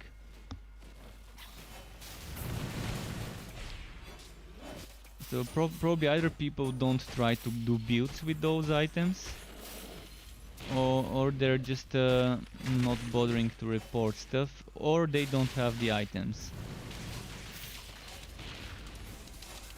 And yeah, when a game is fresh into early access and still new, and people don't have enough info and don't have the items needed to test whether they work or not, it might feel a bit weird to have something be broken for so long. So I'm wondering if the Molten Reach works or not. If anyone has tested it, feel free to share. If you found the Molten Reach item and tested whether the legendary affix of that item works as intended.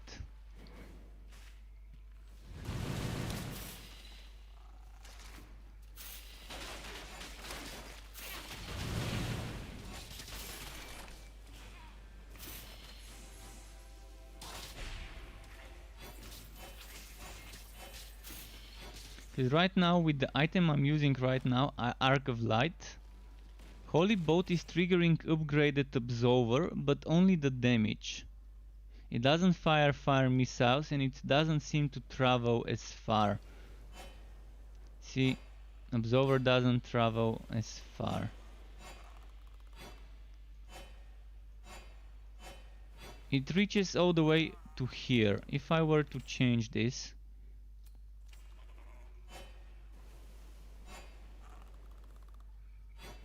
so from here it ends up reaching over there. But the damage of the Absolvers definitely change between level 1 Absolver and level 10 Absolver when I'm using Arc of Light to trigger it. So I think this is half working, half broken. Not sure if they intended it to be like that or not.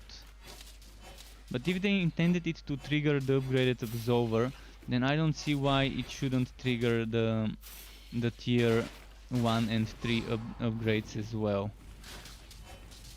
Maybe it's for balancing purposes. Don't know, but it seems fair to at least trigger the tier 1 bonus, even if they think the tier 3 bonus might be a little bit overpowered to trigger. The tier 1 would be nice for the travel duration.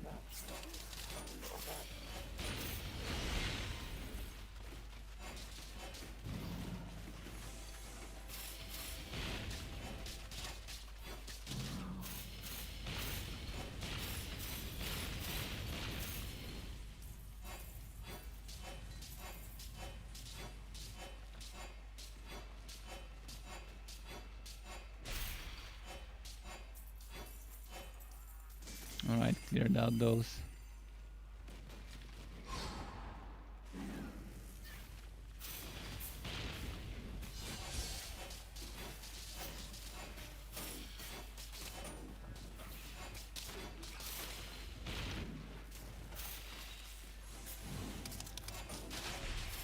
Come on.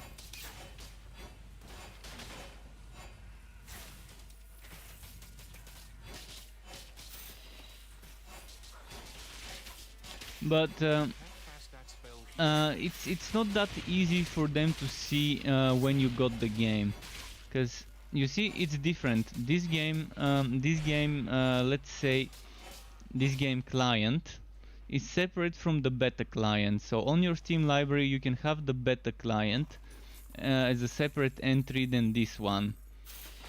So if you participated in the beta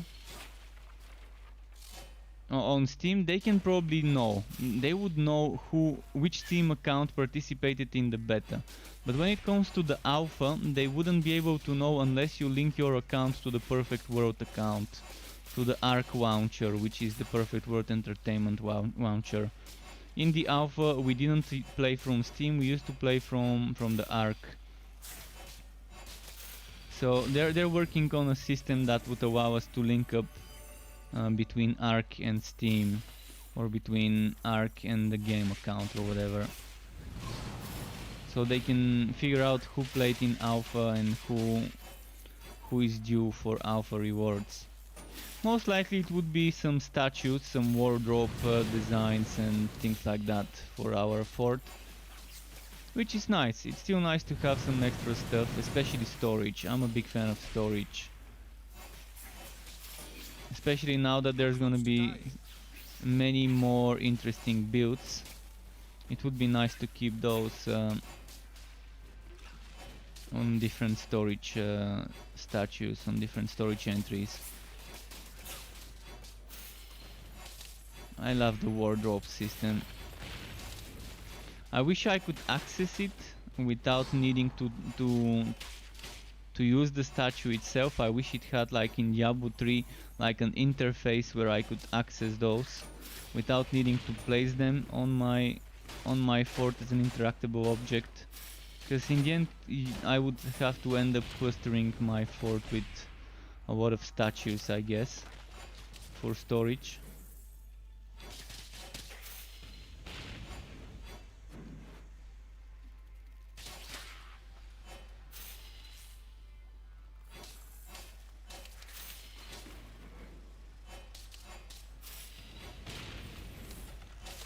See here.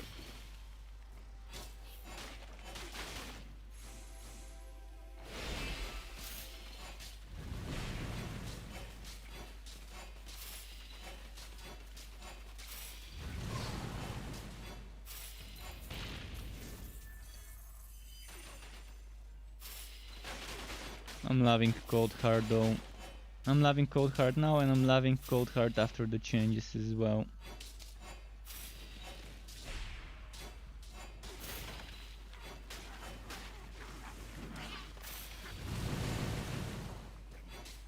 We would also be able to upgrade the golem to shoot icicles every now and then. Not when we use that skill that shoots icicles for us and the pet, but just passively all the time, and he would have a chance maybe every few seconds to shoot an icicle or two. And then there's also gonna be a chilling aura for the golem. Chilling aura that's, I'm assuming, gonna be chilling enemies next to him. Not freezing, just chilling, I assume. Haven't tested it yet, cause haven't leveled up that high. You can't do that. To see how the new Cold Heart would work with all the skills.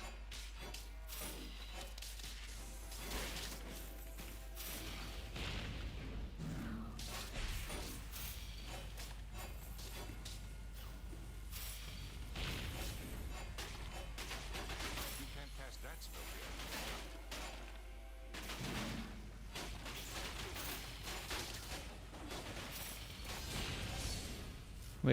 Wait, I'm probably not going the right way, but...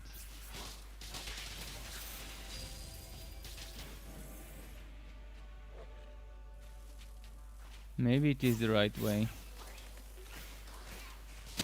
Oh, and I'm gonna die now. Shit, shit, shit, shit, shit.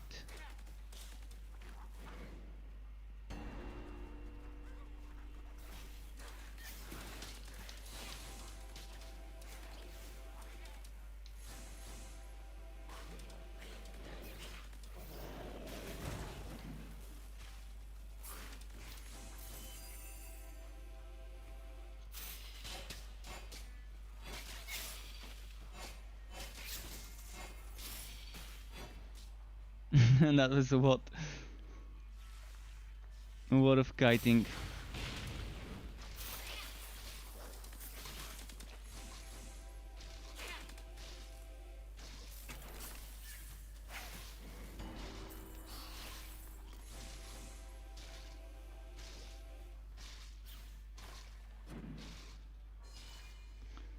Okay, boss fight time. Who did we get? Quats.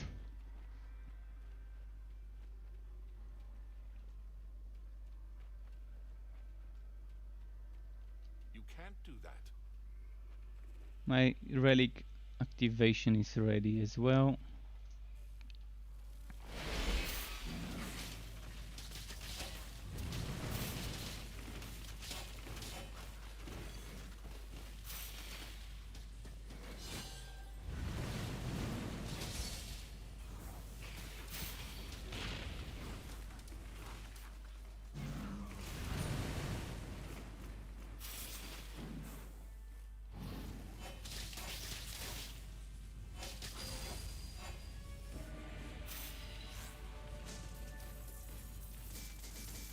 You can't carry anymore.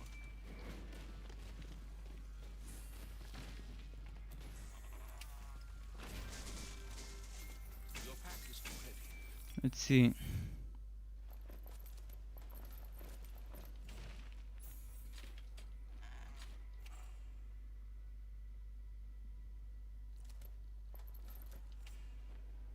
Right, next map. Maybe one more map with the mage, or if someone wants me to switch heroes, don't be afraid to ask. I can go on any other hero you wanna see in combat. On some of them I haven't completed the story, so I can't do Fazir, but they're still 60 and they can still do at least map works.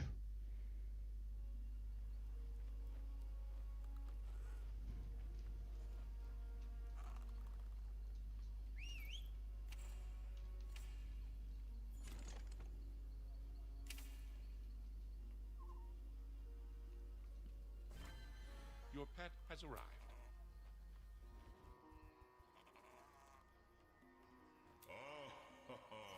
You say that now. What's this? Ingot Ancestors Berserk Pet. You've got like weapons, right? Bonus gear work. Oh, look Plague at the Bearer. user here. It's a tough choice, but I'm probably gonna go for this one. Cause it's cemetery, and I don't think I've done a cemetery today as a map.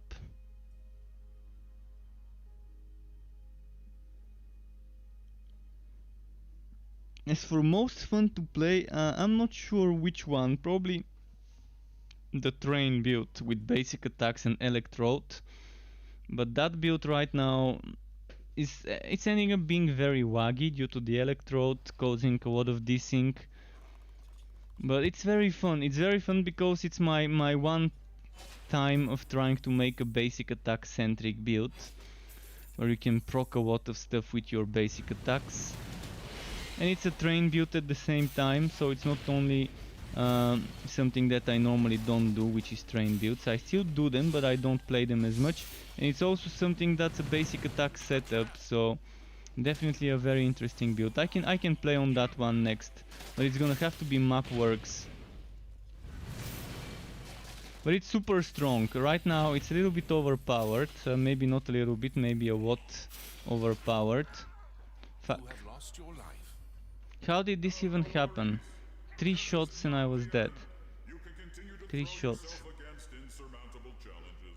Alright, let's go switch to the train build.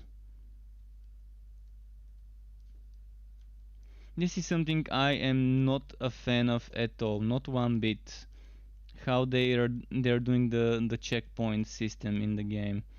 You fail a map and you have to go back a few maps to the start of this checkpoint. I don't like it. I think you should be able to try again with the same map without losing progress. Just too annoying, and nobody likes losing progress. If I liked losing progress, I could go play Path of Exile. Plenty of progress lost when I die there.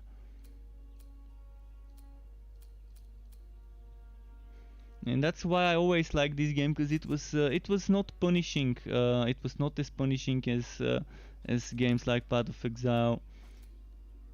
And that's why I liked playing this game more than playing Path of Exile, because it was just better for casual players.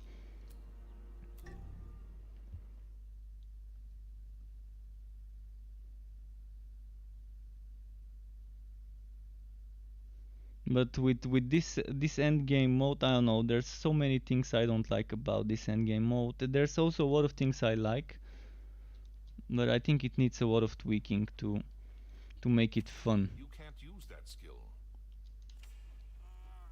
But I guess my kind of fun is different than everyone else's kind of fun. So you buyin' or what? But for me, losing progress is the opposite of fun. It makes me rage quit games. when I lose progress, when I get punished too severely for dying. Oh, and I was testing a fire relic. Actually, I'm not even playing the electrode, because I switched it to just record some footage with the fire relic. So this would give you maybe even a better idea about this build and how it feels. If I play it without the electrode, which is super strong, I can now play it with the other one, with the flaming destroyer, so you can see some sort of a difference maybe. I can do another map with the electrode after this. Maybe I can do 2 maps with the fire relic and then switch to the leveled up electrode, so you can see the clear difference between those.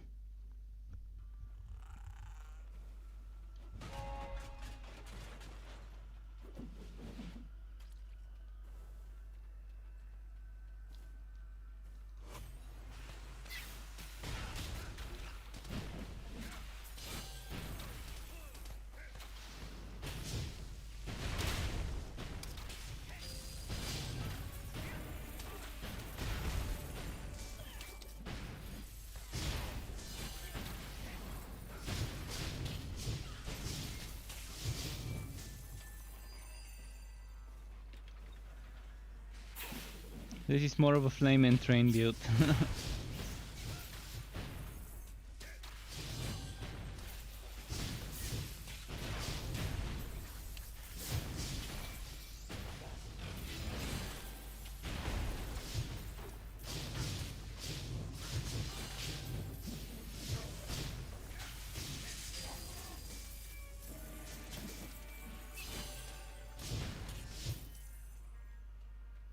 But it's still fun. Even without the electrode, this is still a fun setup to play.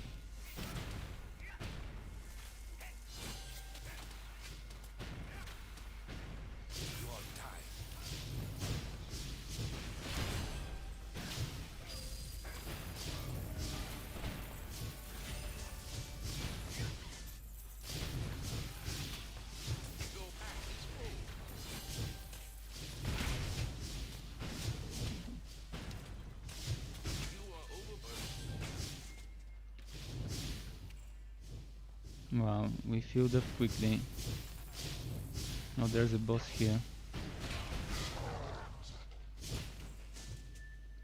This would be a very fun and strong build, even with the flame relic after the update. I'm right now leveling up another, but it's only like level 5 or 7 on the test server with the electrode, the train electrode build, just to see how much it got nerfed and whether it feels as strong.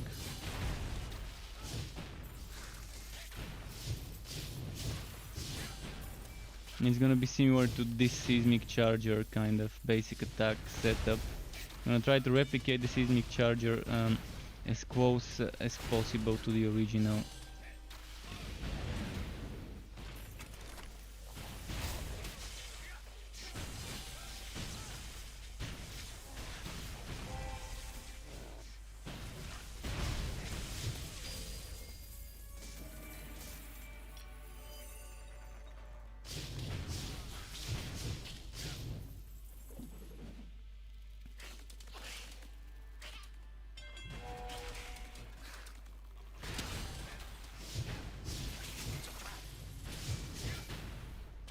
I'm loving it, it's burning them so nicely.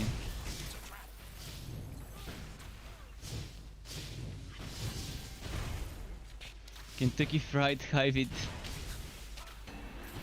Who wants those juicy, succulent Hived legs?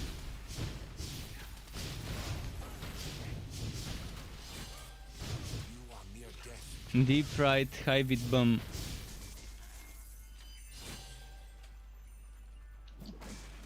Let's see.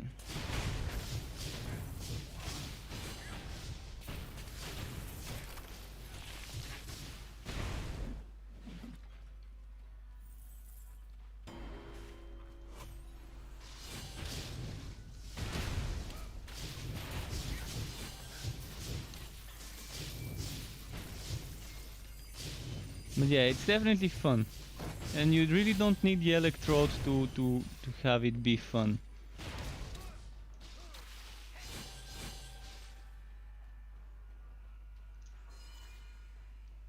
This one with the electrode would be of course much better because the electrode would be able to give you attack and casting speed. You can't do that. So basic attack builds like the seismic charger of course are still gonna be better with the electrode after the patch changes. This sword, not sword but the flaming destroyer would be giving bonuses to evasion. And I guess since evasion is capped at 40, there's not so much you can get from it.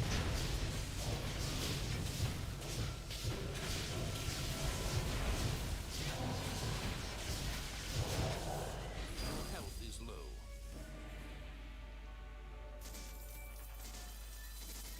You are overloaded.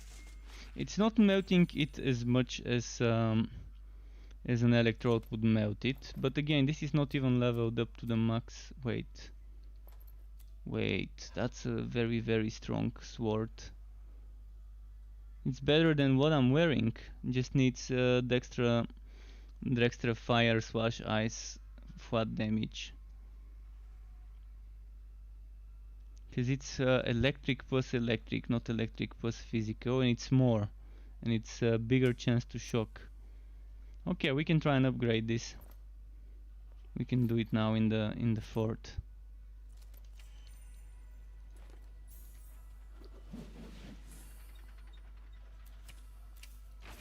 Oh shit, why did I swap?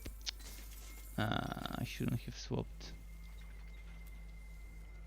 Pressed the wrong button there, now I have to go get my pet. Can't cast that spell. And I can't cast here.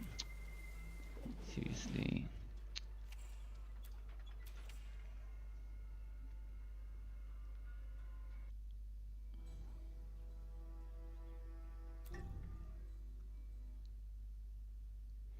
Should have allowed me to cast a portal after the boss died.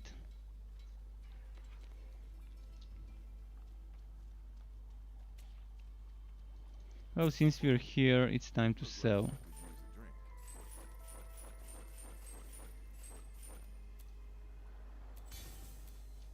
Right, let's go. Let's go change my pet and upgrade this sword. 'Cause it seems like a great sword. Not a great sword, but a great sword. Kind of, yeah. Not a very good choice of words there.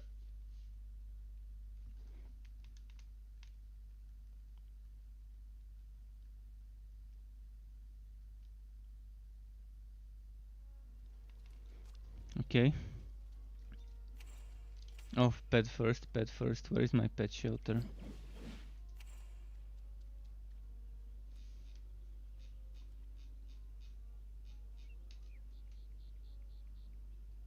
Not sure which one I was using. Probably this.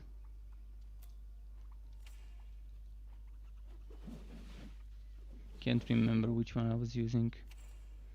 Alright, sword, please work.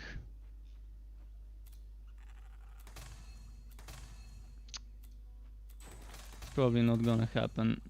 I've only got 12k. And even if I had 20k, it doesn't mean I can get Wookie 20 or whatever tries I make. Oh, nice. Nice. 7.4k damage on a one-handed. Okay. Okay. I like that a lot.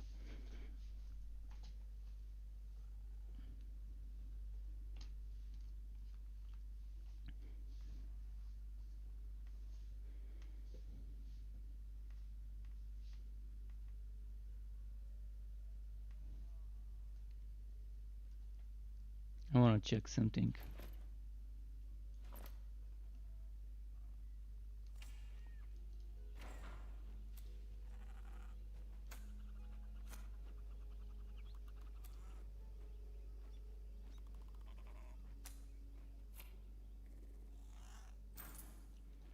Let's do another map quickly. This guy cannot do Fazir. If you're wondering why I'm not doing Fazir, he's not done with the quests. He's at the second quest of the game, so I can do Fazir with this guy.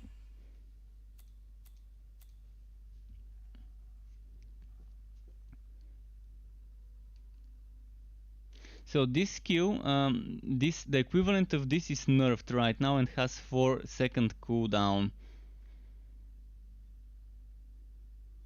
On the other build, on the test round, but I'm thinking they're gonna change this because it seems too underpowered if it's 4 seconds cooldown.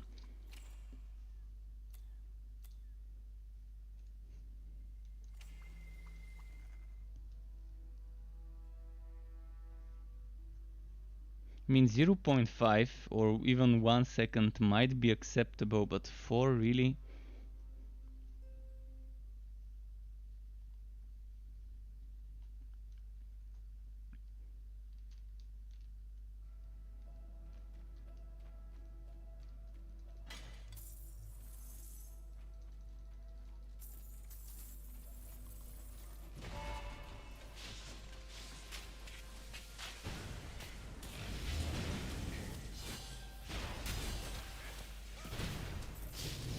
Oh wow, electric fields.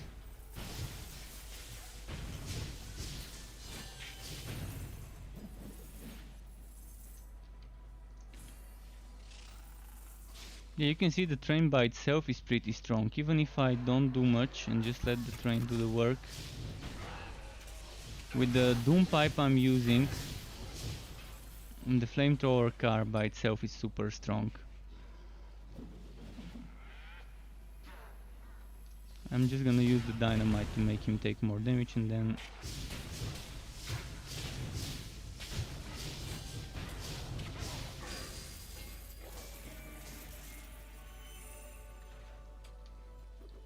Then if you add my basic attacks to the mix,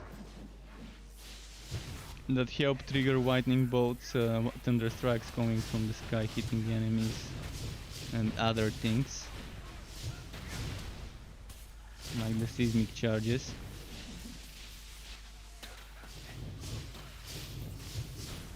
Oh, and we're switching a mace for a sword, so now my attacks are a little bit better. The attack speed is much faster now. Let's show you without the train. I'm gonna go and fight without the train so you can see just the basic attacks.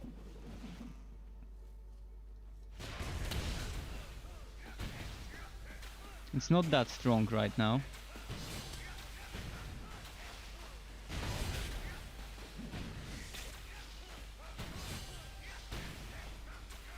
And mind you, I still don't have firestorms.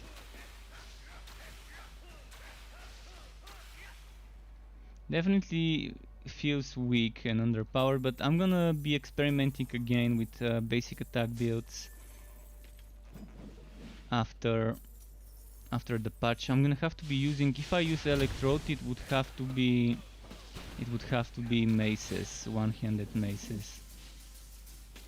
If I go for flaming destroyer, it would have to be great blades. And both of them have very bad attack speed base. The staff and the sword have the fastest attack speed bases. Right, it's time for the flame from the train to come and wipe out some elites.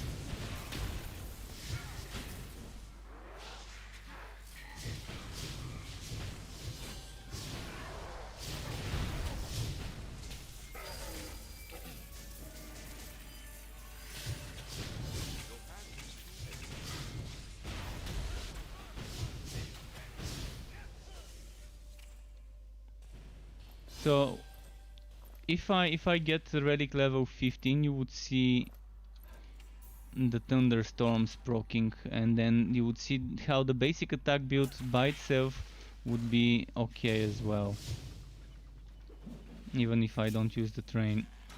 Not too good, but it's still gonna be much better than right now, because right now I'm not proccing much. In fact, I'm only doing those seismic charges and Stormblade.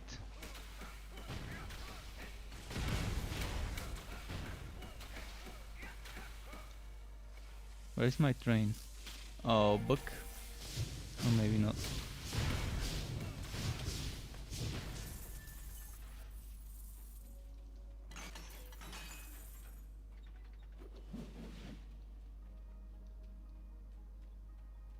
How's my relic XP?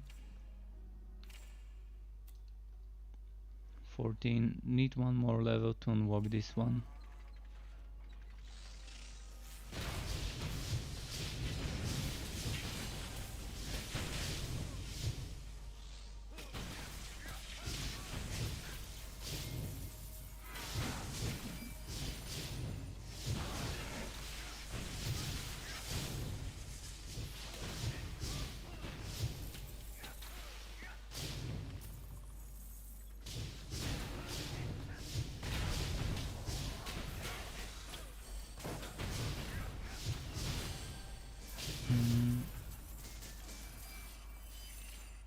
How's the XP?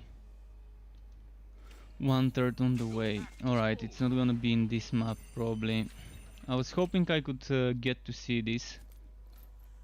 I'm gonna try and get the firestorms and then switch to the electrode later. Just wanna test how it is with firestorm compared to it. But there's some more XP I can get before the boss fight, so maybe it could still be done in this map.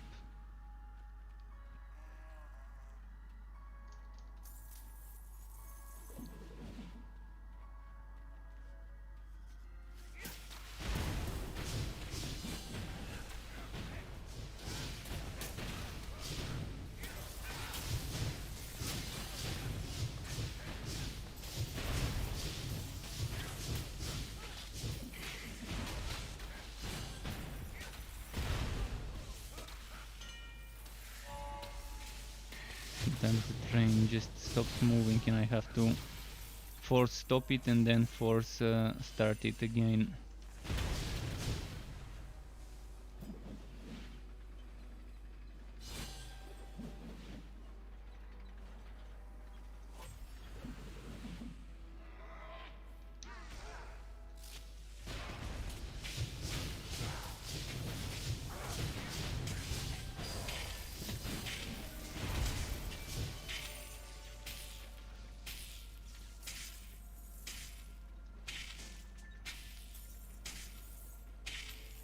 Anything good? Nope. Are there any more enemies we haven't killed? Just a few. Oh, look at that! It spawned a yellow and a purple pack.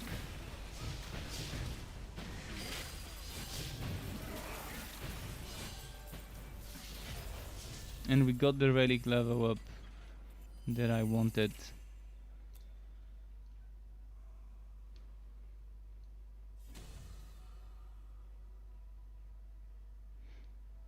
I'm gonna go for chance, I guess, first. Let's test it on those enemies here before we move on to the boss.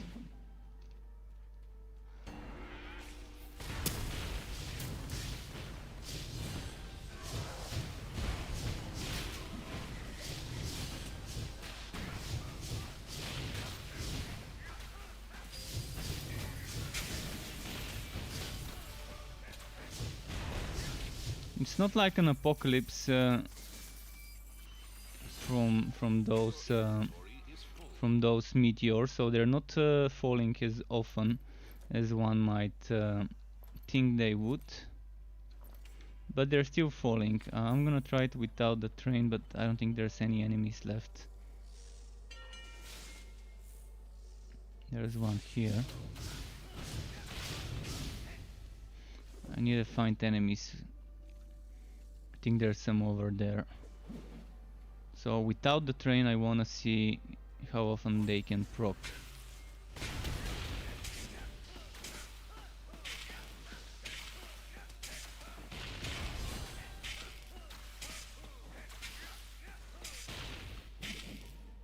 Okay, not too bad without the train.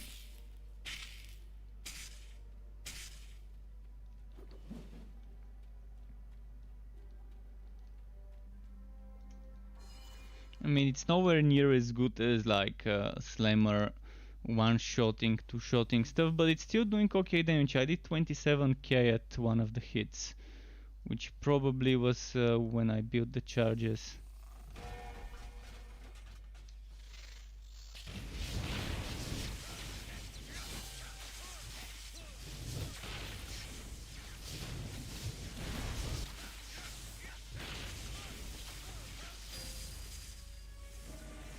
Okay.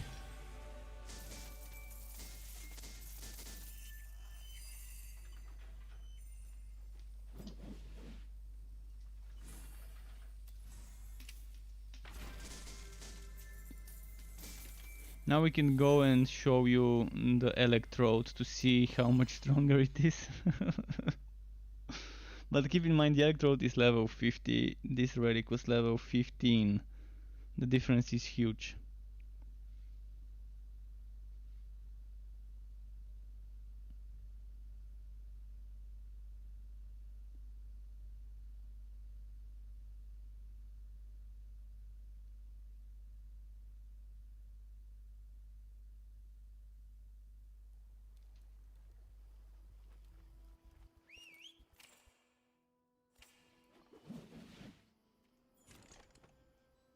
Wait, is that the right electrode? I think it is. Your pet has returned. No, that's 39.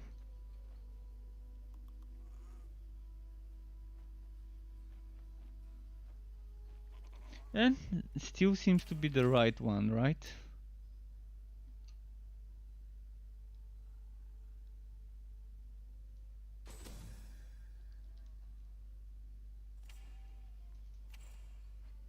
The important things are there, so that's all that matters.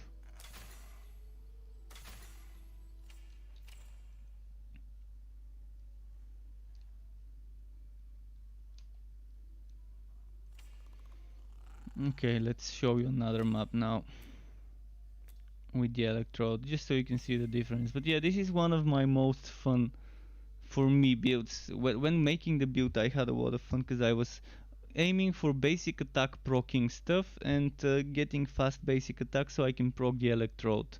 That was my idea back when I was making it. I didn't even know that the electrode would be so overpowered when I was thinking of this, but yeah, then I realized how strong it is. It's not gonna be as strong, but it's still gonna be strong after the update.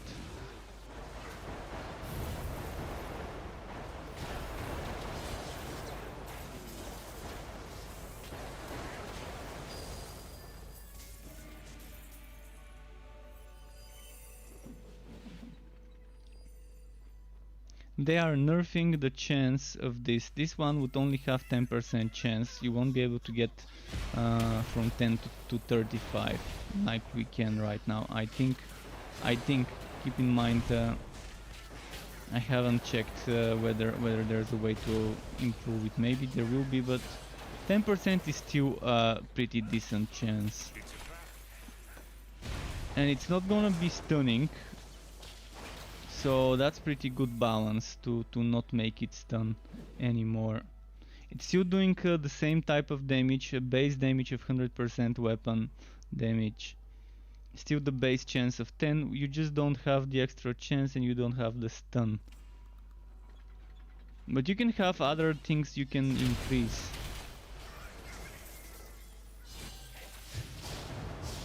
Maybe we can actually increase the damage. I haven't worked on my Realm Master for the past 5 or 6 days. I've been on the Forged and on the Sharpshooter, so I kind of forgot how that passive was, but I think there was something that we could increase. I think it was the chance we can increase, but just by like 1% or 2% per level. So the damage I think still remains the same. So it's not gonna be 35%, but if it's like 20 or 15% when you get 5 levels into the skill, it's still gonna be fine. You're still gonna be seeing that shit proccing a lot on a train build, because there's a lot of things doing damage. The train is doing damage, the shocking rounds are doing chains, the flame is doing damage as well. You're doing damage with dynamites, with basic attacks, and then the basic attacks are proccing the Stormblade, which can also proc the shock from the train, from the electrode. So there are things that you can consider. And then there's procs like the seismic charges that can also proc the lightning strike, and the thing here, the flame burst, can also proc the lightning strikes. So even if the chance is nerfed, it's still gonna be a strong setup.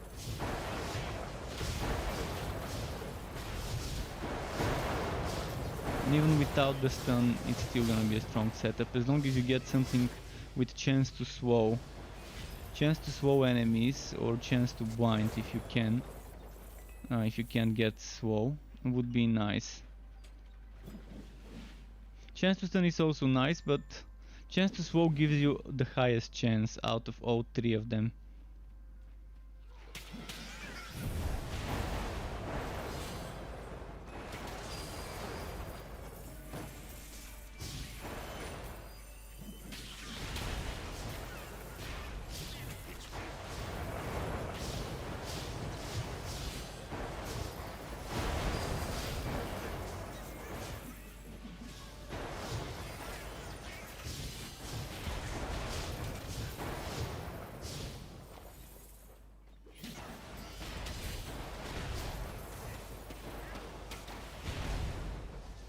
Okay.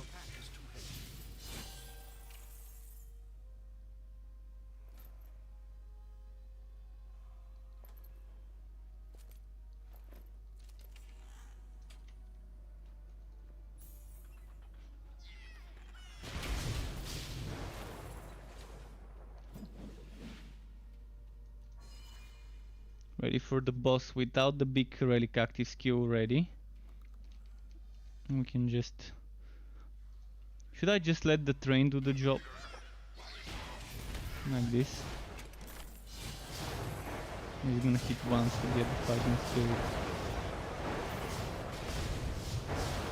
Just throw dynamites.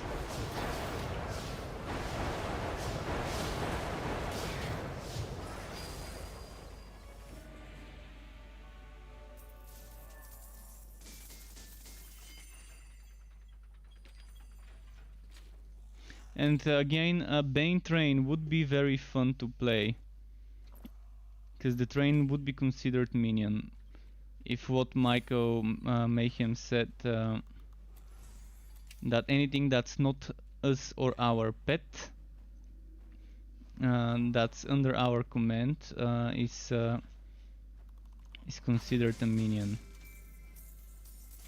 So all sorts of summons and other things that do damage that are not us or our pet. Alright, let's go switch heroes. Well, I've not played the sharpshooter today, so maybe it's the right time to switch to her.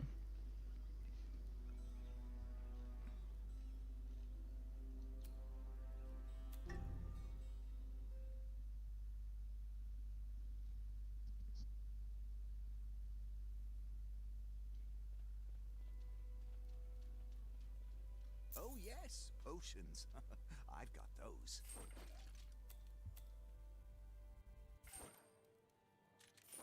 Need to clear out some stuff first. And See you I next think we're time. ready. Let's go into the fort and do a Fazir. I forgot how far this one was. Was she at the Plague Bearer maps or was she at the Nether Wells? I think she's at the Plague Bearer maps. Because my Forged is the only one that's still doing blazing and can get past it for one reason or another.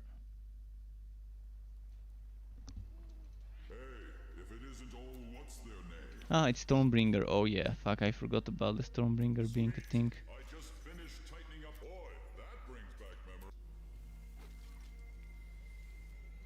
Well, Stormbringer, here we come. Let's see how long it would take us until we get wrecked by an overpowered Stormbringer map modifier.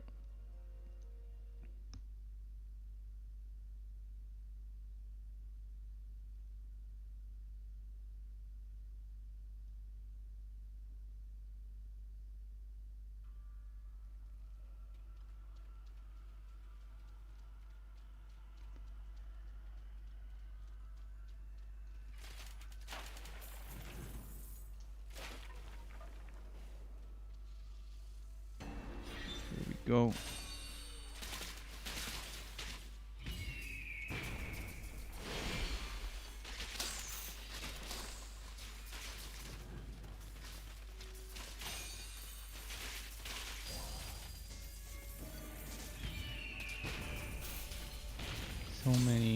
So many lightning bolts.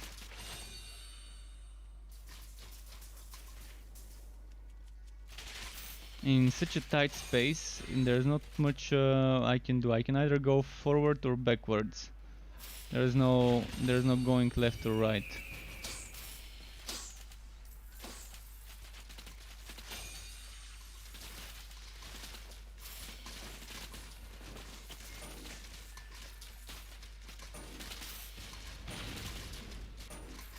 Let's see.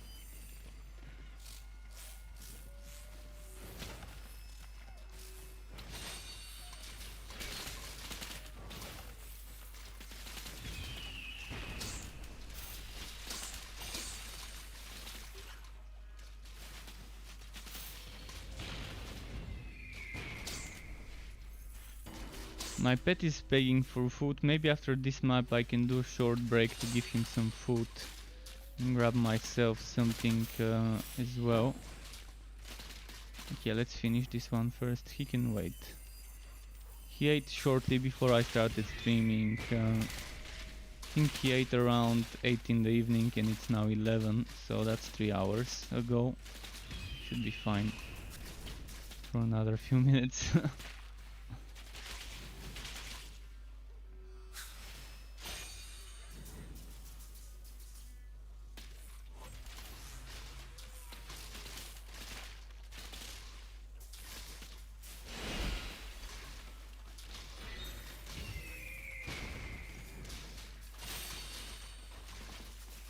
can't cast that. Look at those lightnings, so fucking many. Forcing you into kiting. That's what Fazir's dungeon in a nutshell ends up being kite fest. Once you start doing those maps where every single monster is blazing, or not every single, but 40% chance to be blazing, or Plague Bearer, or Stormbringer, or whatever the other one is, the Netherwell. It's just forcing you into adapting a very kitey Care Bear kind of approach to the game, and it's boring. It's boring, and I sometimes really get bored and stop kiting and die. Just go forward, Owen.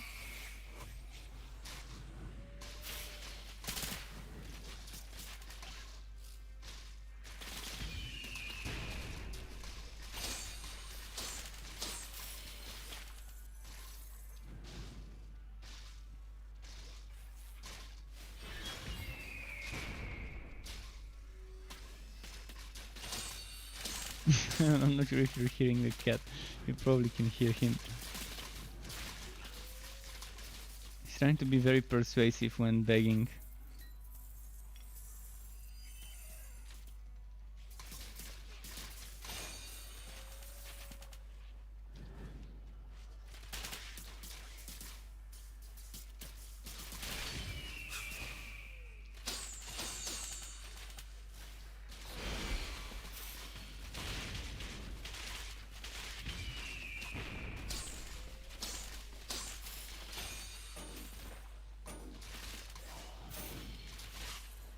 Yeah, I'm taking it slow now. I'm gonna be doing that slowly, kiting, staying back. Thankfully the crowd control really does help to keep them at bay a little every now and then.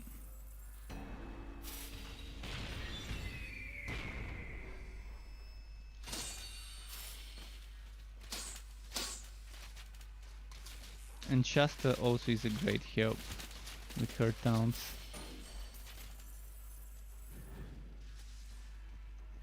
I wish the mage had a summon that can taunt, like the Netherine brutes on the Nether well should be taunting.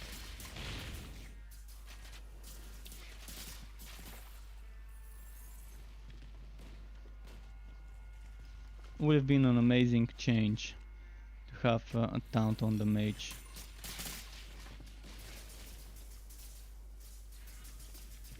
For one of the summons, and since the mage only has Spirit Well, it would be nice. Alternatively, to make that Ice Golem be taunting when he uses Slam, that would be amazing. Might be a little bit overpowered because Slam does 600% weapon damage on the Golem right now in the current build we are playing on the test server. And 600 damage, and if they add a taunt on top of it might be too much, but if they make it 300 weapon damage and add a taunt, I would really love that.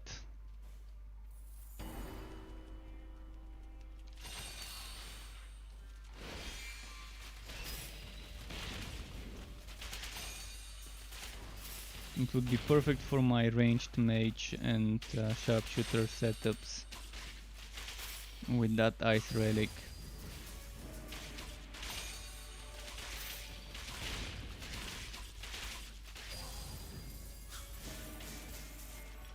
Although I would still prefer for Netherrim summon to be taunting, so I can use it on Bane builds. So I would still prefer for Spirit Well.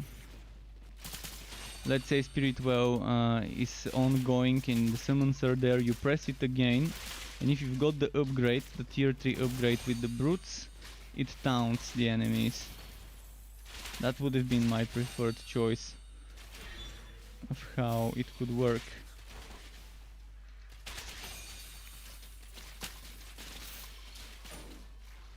Because with the sharpshooter you've got Shasta. With the Realm Master you've got other things that can give you survivability, like Shield Car and Hammer Spin. Then combine that with Fighter Spirit, it's good enough. You've got Fighter Spirit and upgrade for it with Forged.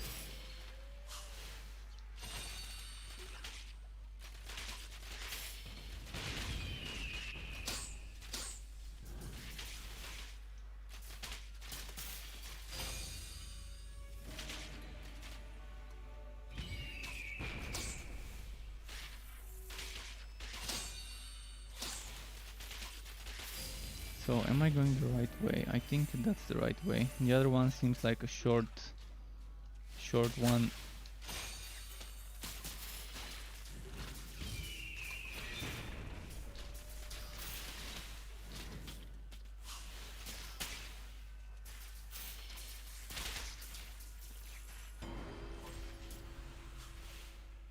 I'm gonna try and run. We've killed enough already, it's time to go for the boss.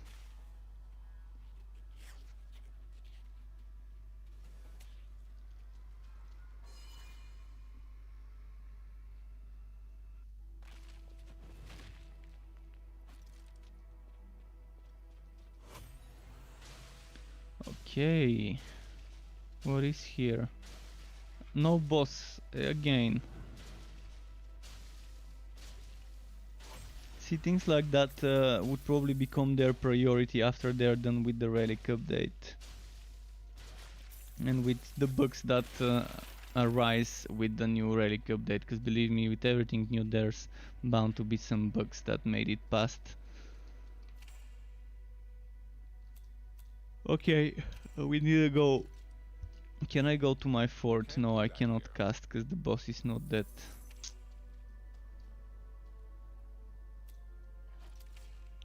Go to character selection and restart.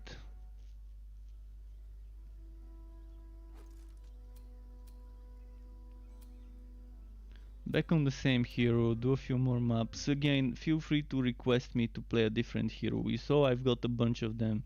7 heroes to choose from. 2 of each, only 1 sharpshooter.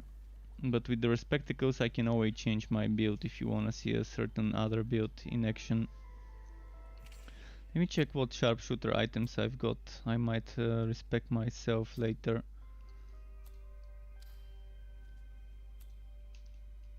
I think I've got them all except the Herman, Drake and Cavalier. So Herman and Drake are the 2 weapons I'm missing here. I've tested this on the test realm. It's weird. Oh, and the rifle. I still haven't found the rifle. Pretty sure I've got a Shasta's Promise somewhere in my warehouse.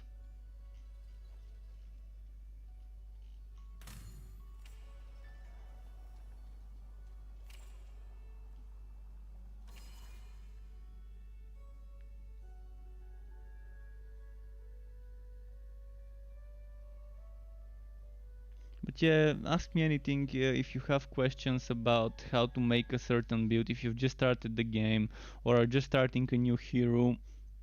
If you have some questions, what skills are good in the early levels, I can share some of my experiences. And Hixie is here, he's agitating you to join the Struck Club and transcend your existence. With that Twitch Prime. New month, new primes. Couldn't agree more. One of a kind experience here. Welcome back, Hixie. Nice to see you again.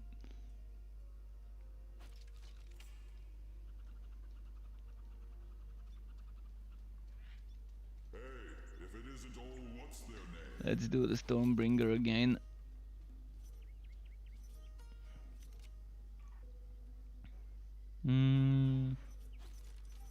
Tempted to do this one, but it's spiders and it's poison. But let's do it. Nebula 3 just followed me. Thank you very much, Nebula 3, for the follow on Twitch. Welcome to the Struck Club. Enjoy your stay, dude. Nice having you here.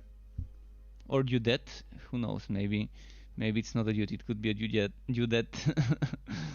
Does a word like Dudette exist? I've been using it every now and then. Not sure what the female version of dude is.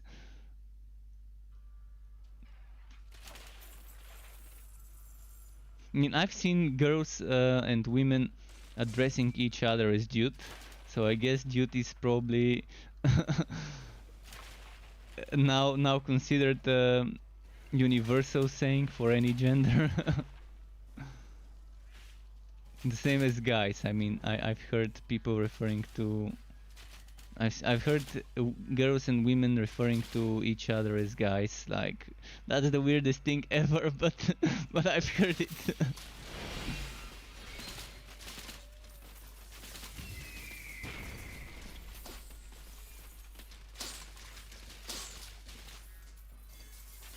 Like, what are you guys gonna eat tonight?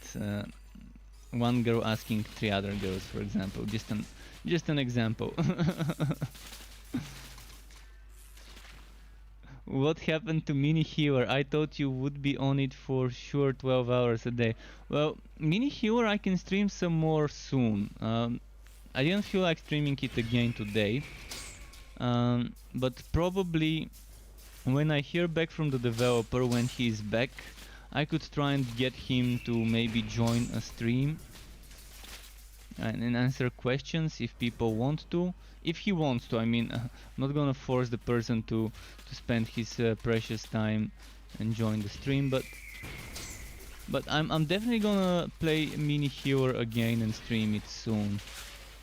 Just not sure when, but I'm gonna try and find some time before the Torchlight update in the next Tuesday, not this upcoming Tuesday, but next one on the 11th. So before then I'm gonna try and find some time.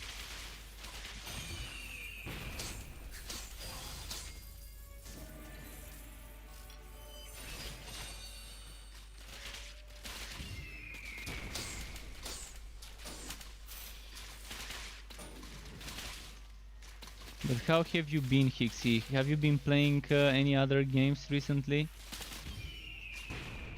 Any recommendations of games I could try, play and stream, especially if they're free to play?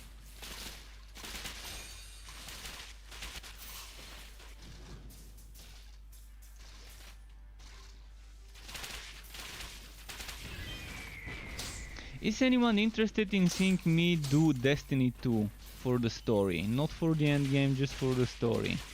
Is anyone interested? Because I have Destiny 2 since pre-order. Since pre-order times, but I've probably played it for 1, 2, maybe 3 hours max. Haven't played much on it back then on the Blizzard launcher. So I was wondering if I should do Destiny 2 just for the story. If anyone would be interested in seeing me play it. It's a wooter, it's a shooter wooter, it's not your typical wooter, but might be the right time to install it again and maybe just finish the story at least. Grounded, you might buy Grounded.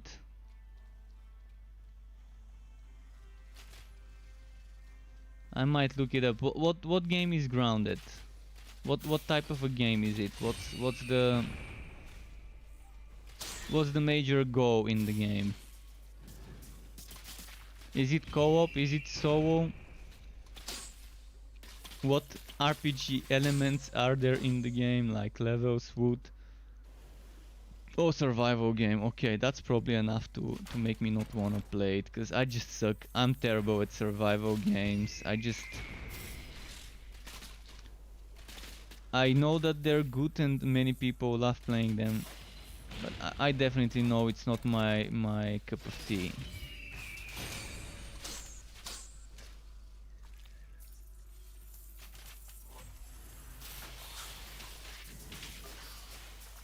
But hey, the Struck Club might wanna know about it, so feel free to share more about it if you want to. Maybe someone has been looking for a new survival game to play that's watching right now.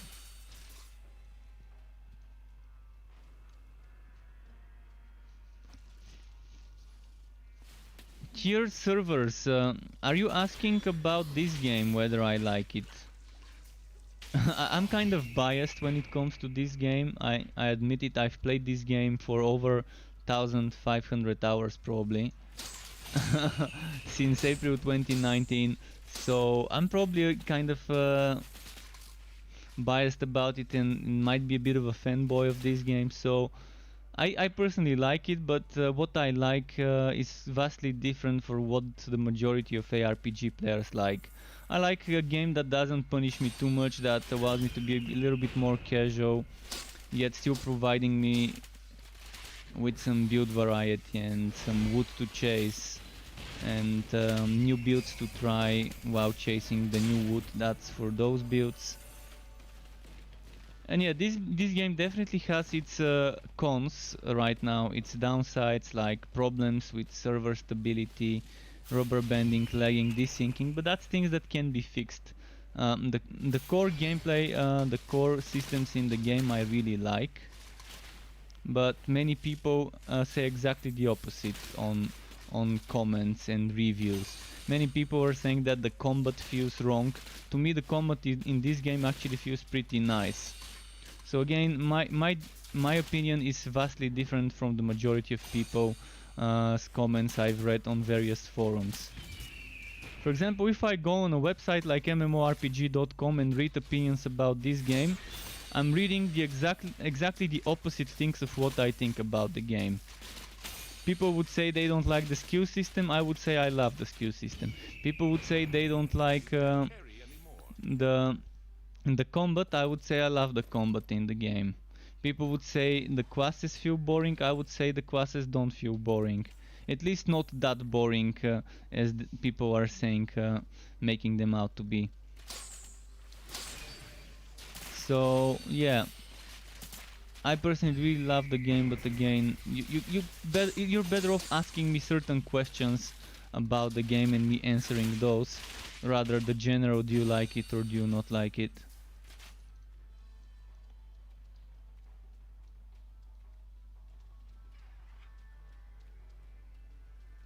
So maybe tell me what you like in a game, what you're looking for in a game, and I can tell you whether this checks the marks for you. That's probably gonna be better. If you tell me what you're looking for in a game, I can tell you whether that's the right game for you. Or whether you might be better off either looking for another or waiting for this one to go out of early access. I mean, first of all, keep in mind it's not a release game. This is the most important thing to keep in mind when considering Torchlight 3 right now. That it's a game in early access, still in development, so that comes with bugs, glitches, technical problems every now and then, and so on. And wipes. One wipe is coming on the 11th of August and another one at the end of early access, which we don't know when will be happening. But we know there will be a final wipe after early access ends.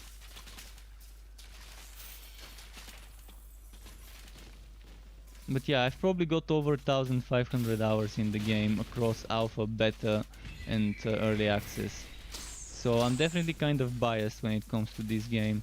You can call it a Stockholm syndrome if you want.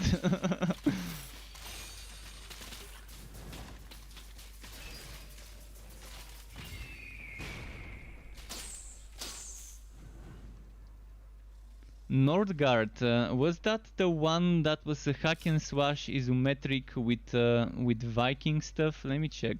Nordgard.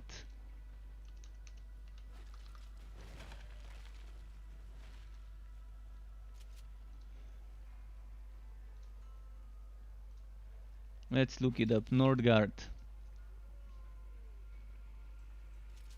Oh, strategy game. Ah, okay. I think I've seen stuff. Yeah, it looks familiar. But it's not the one I was thinking about.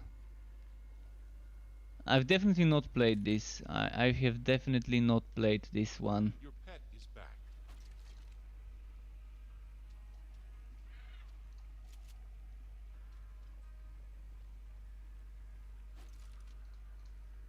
Okay, my pet's back. You send the other link. Anyways, Grounded. Let's look at Grounded as well. Might as well look at Grounded too. So, what's Grounded like? Now that I've got my Firefox open, might as well. Oh, someone is streaming it even. Let's not check the stream. Let's see the trailer.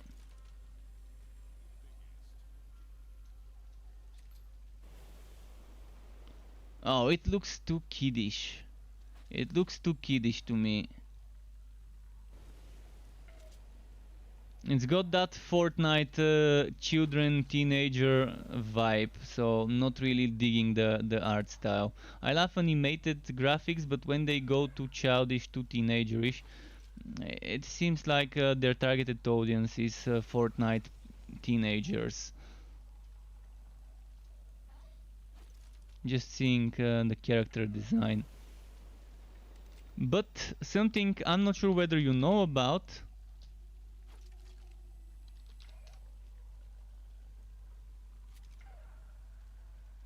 Fate, the new Fate game.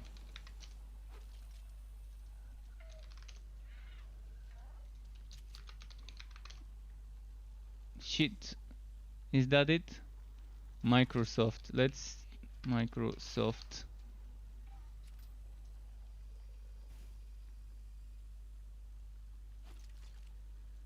Alright, new Fate game, Microsoft Studios, I think.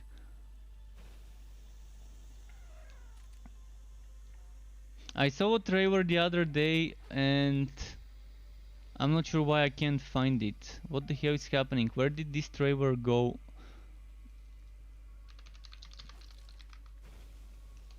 Fate trailer. It's not showing up. That's the weirdest thing ever. It's not showing up. Maybe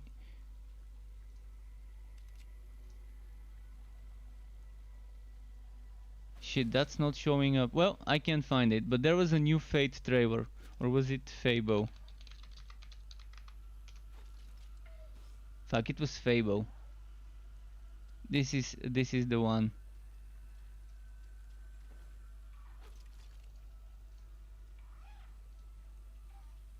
Let me play the sound for you. Let me know what you think. Are you guys excited about the new Fable? Have you played Fable? I really used to love it back in the day.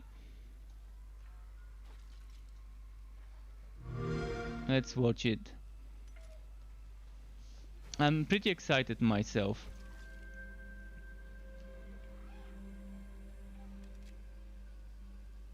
The world is filled with stories of legendary heroes and treacherous villains,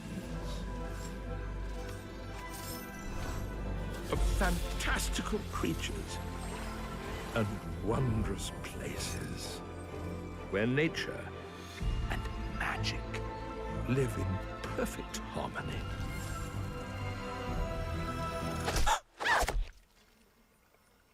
Not all stories have happy endings. But yours has yet to be written. And if you've noticed, they're naming it Fable. So is that a reboot? Is that gonna be a reboot, or is it gonna be just a Fable, the new Fable, but without adding a new number on top of it? Maybe it's gonna be a reboot, maybe it's not. I'm excited to figure out what it's gonna be. Hopefully they reveal some more info. But yeah, the old Fable games were fun. They were definitely fun. You felt your character was developing pretty nicely throughout the story and growing up and so on. Like you started as I remember it, you started as a kid and you had to train and grow up and become stronger and things like that. You didn't start like a big guy hero who's already OP and so on.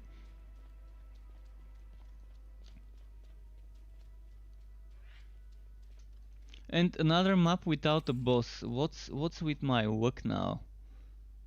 Another map without a boss. Alright, let's switch heroes. Fuck this. This hero's unlucky.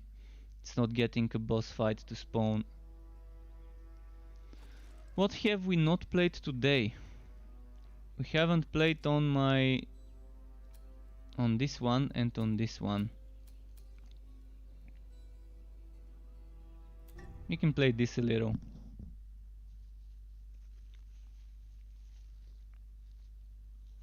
But yeah, Forged is getting a few reworks. To those of you who missed when I talked about it, this 25% damage to burning is becoming 25% damage to vent skills. This 20 relic active cooldowns is getting 10% relic recharge rate.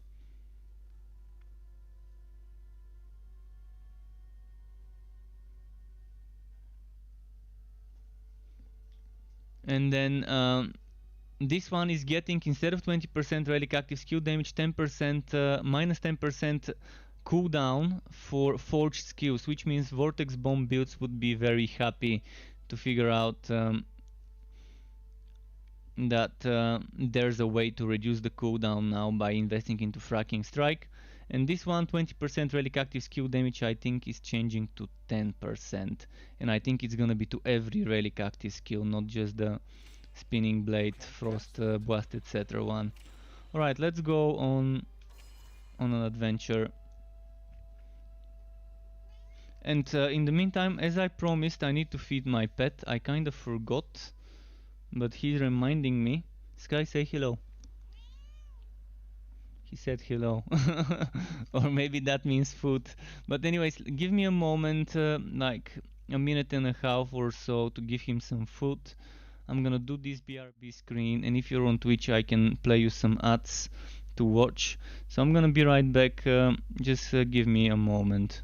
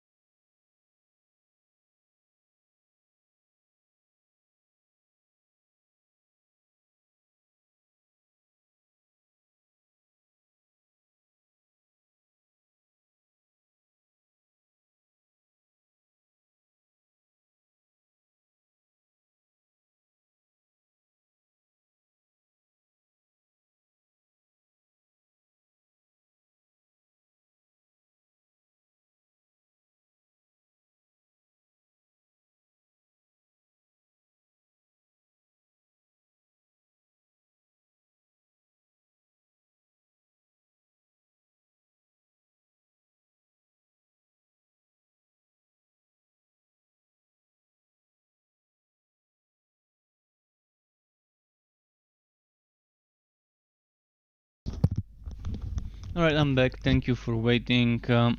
Yeah, I fed the pet, took a leak, and I'm ready to rumble.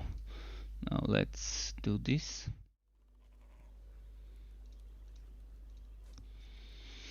Here we go. 30 minutes of ads, non-stop ads. It's ad day, ad fest day. Alright, where am I? Oh, I'm in my fort, apparently.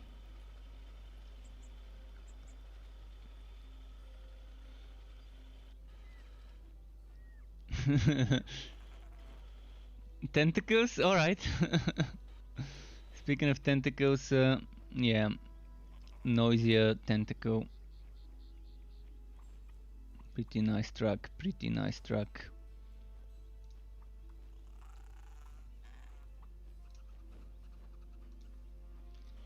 So this one is kind of a ranged, semi-ranged, semi-melee forged. Can he do Fazir, by the way? Oh, he can. He can do Fazir. It's a fine time to die.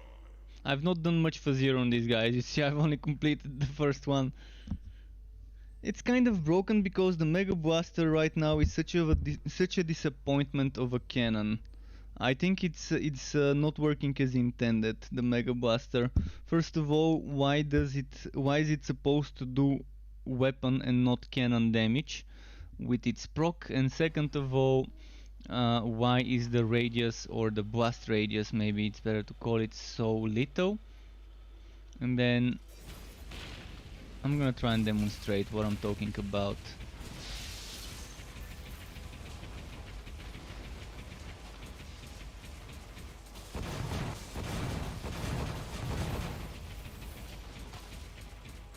So you can see now I've got the Mega Blaster shock charged.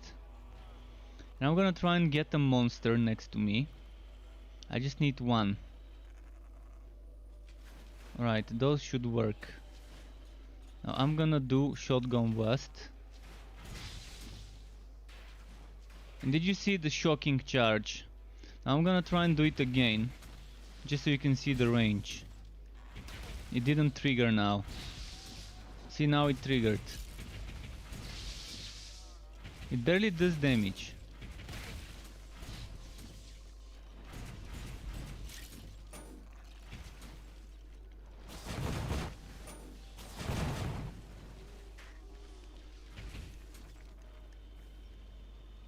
I'm gonna try and get 3 of those. But yeah, it barely does damage, and it's supposed to do weapon damage and not cannon damage, which seems wrong. You see, 728. 728 is super bad. This is actually my shotgun damage, it's not my... It's not even my regular. Keep in mind the enemies here are 47, so our gear is scaled down. But even my shotgun blast does more.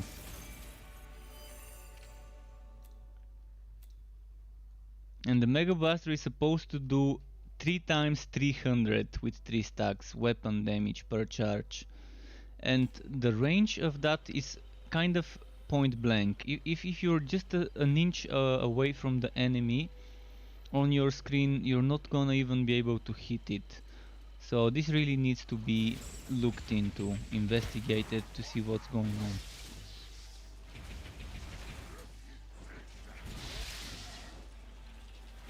It does hit them, apparently. Your health is low. Definitely working as intended, hey? But again, Michael's been very busy with the relic update, so he probably doesn't have time to look into things like that until the relic update has been released publicly to everyone. So I understand why he wouldn't have time to look into things like this. Maybe no one reported it as broken because no one thought it's broken, but I definitely think it's broken. And if no one reported it, once the relic update is out, I will report it myself. Or I could talk to him when I see him online and talking in chat in Discord. I could try and ask him if he's not busy to confirm whether it's working as intended or not.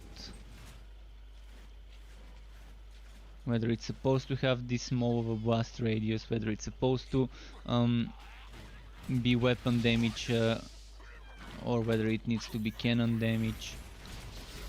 I mean, it would make sense for the skill to be proccing and based off of cannon damage, and to have at least the range, the blast range of a shotgun blast. And since it's supposed to be shock, maybe make it a blue or purple kind of explosion, similar to shotgun blast, just with a different color, so we can tell easily.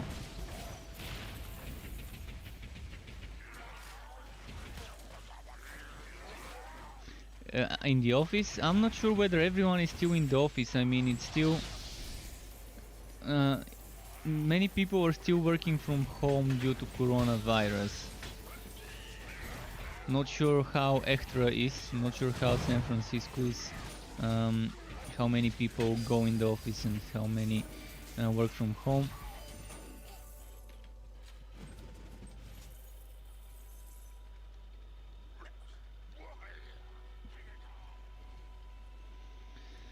But yeah, I love me some sushi, man. I love me some sushi. But it is expensive in my country. If you wanna get your belly full with sushi, you gotta spend at least 25-30 euro to get like a kilo or 6, 7, 800 grams of sushi. That's the one thing I don't like about sushi. It takes a lot of it to get your belly full, to actually satiate your hunger. I can't stop being hungry after just 6 or 12 rolls of sushi. I need at least 20 or 25, 30 different bites of it. But I've had when I had a day job, I used to sometimes have days where I would splurge and spend like 25-30 euro on sushi for lunch. Ordering 20 rolls is when I'm trying to be generous. I mean, not generous, when I'm trying to be what was it, saving. I mean, 20 rolls is not much. When you think about it, one roll is what, 10-15 grams maybe? Is it 20 grams? I don't know how... I mean, it depends on the rolls. I'm not talking about the little bite-sized rolls. Was it futumaki? Futumaki. I think that the little rolls were futumaki. I'm talking about regular California rolls and salmon rolls and nigiri. Salmon nigiri. I really love salmon. I'm a big fan of salmon. But I'm not talking about, I think it was the futumaki, that was the little ones that... Oh no, it's not futumaki. Was it hosumaki? Hosumaki. Yeah, hosumaki. So I'm not talking about hosumaki, the very tiny bites. I'm talking about regular sized. Actually, futumaki is probably one of my favorite.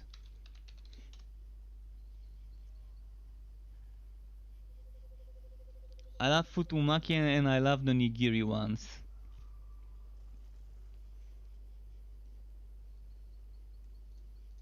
And I really love things with salmon and maybe a little bit of avocado there. And boy, wasabi, do I love wasabi.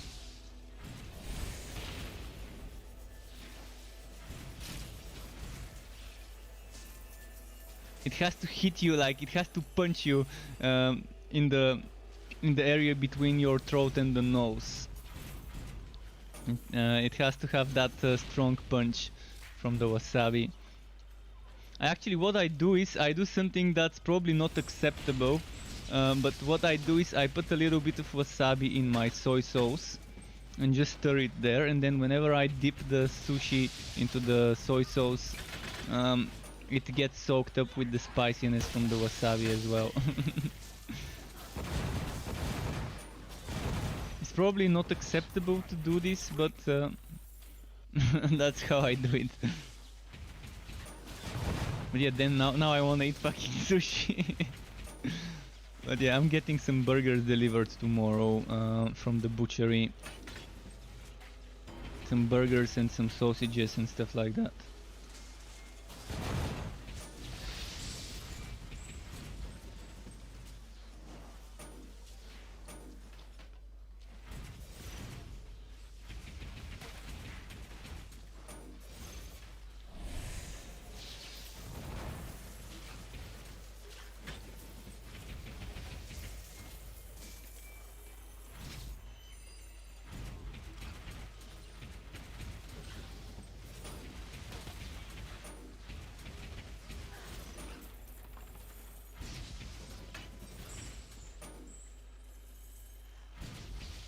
You love noodles and rice dishes. I also love rice dishes as well. It just takes a while to cook them. I do love instant noodles, but the worst problem of instant noodles is the fact that they put junk in the packages, in the flavoring.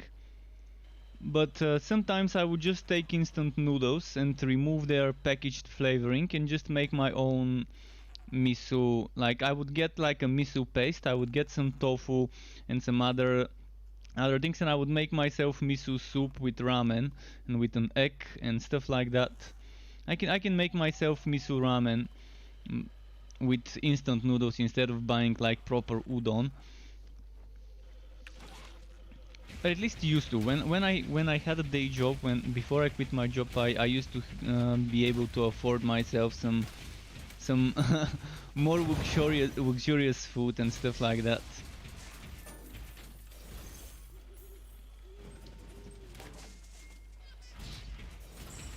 But yeah, I really love miso soup and stuff. I used to buy. It was very hard in my country to find wakame, so instead of wakame seaweed in my miso soup, I used to put nori, which is the seaweed for sushi.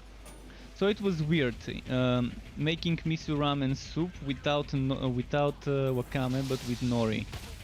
It's a different texture, different flavor, but it still did the trick for me.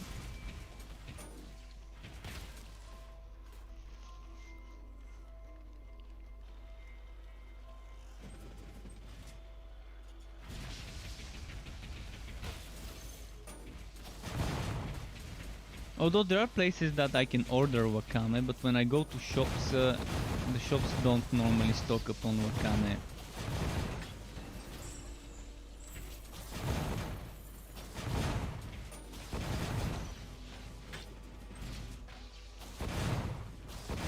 You're getting hungry. Yeah, let's stop the food talk, I guess. You started it though. But yeah.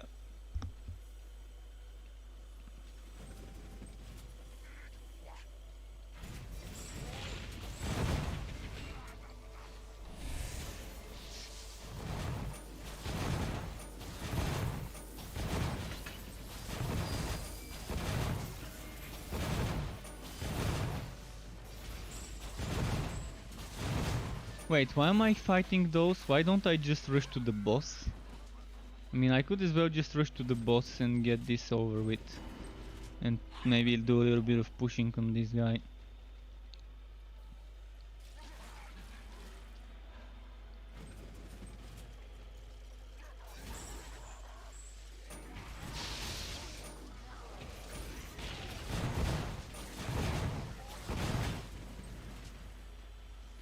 This guy is underpowered actually. I might switch his gear. I'm pretty sure I've got a better one-hander than the two-hander he's using. Damage wise. Why am I using actually this? I'm probably using it for the relic cooldown and relic active skill cooldown. Relic active skill cooldown is 3.1 seconds. If I remove that one, it's probably gonna go up to 4 point something. Let me check. The cooldown now is 4 seconds. Okay. I guess I can live with it. I'm gonna change it after this fight. I'm gonna go to my fort and change it.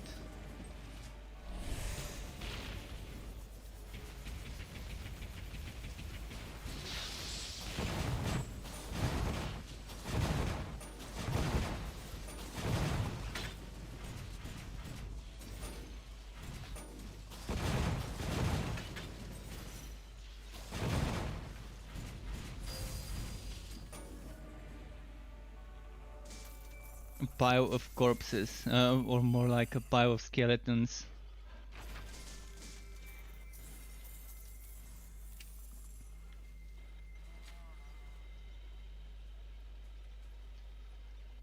That spell cannot be cast.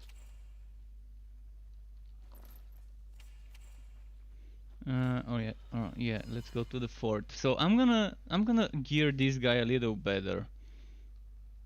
I'm gonna give him a good one-handed weapon, maybe a nice offhand. I haven't played him much. I've been playing mostly the spin to win forge when I was on the forged.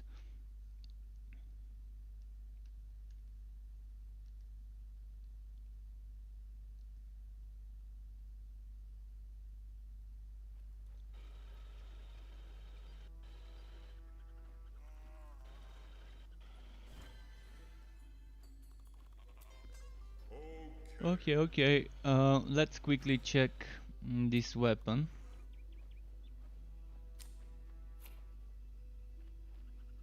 It would work fine. So I'm not gonna have this much relic cooldown. Okay, understandable. And if I need relic active cooldown, I can take this one.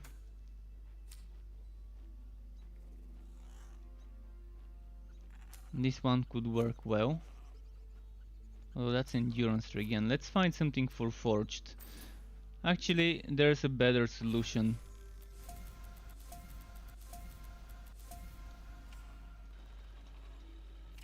We're gonna do something. We're gonna go to... Let's go Travel. Since I've got a ton of rewards to collect, I can just collect some items and get that going on. If you have money, I got gear.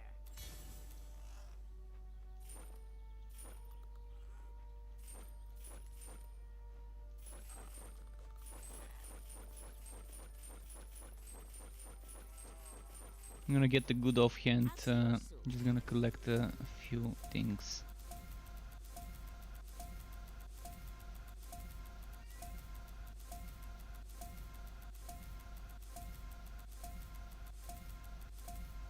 This guy, my pet is just, my pet just jumped near the computer. Sorry for that, but I wanted to scare him away, so he doesn't do something wrong.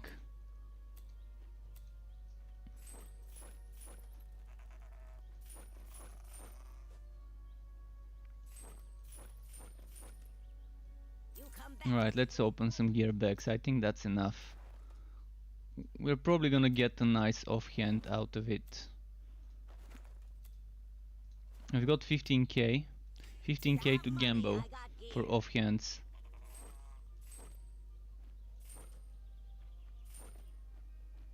We've got a nice one-hand weapon here I can use.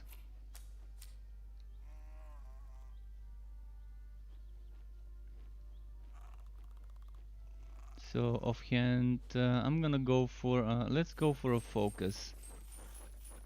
I don't need a shield because this build gets block chance from venting.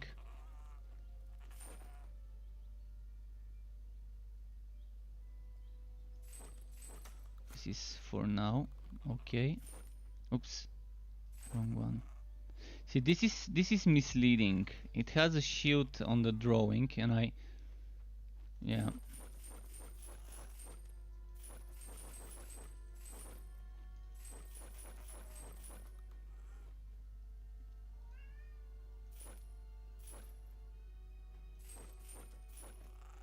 Ideally I would get something with 2 sockets and a flat damage. 2 sockets and a flat damage is what I'm looking for. Yeah, the yellow items might be placeholders, or it could be the other way around. It could be that the yellow items are the right ones.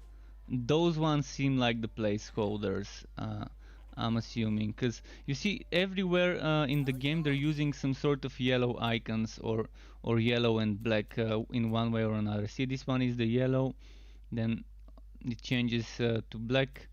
But yeah, they're kind of using that type of art style for most icons. So they're probably gonna replace the drawings ones.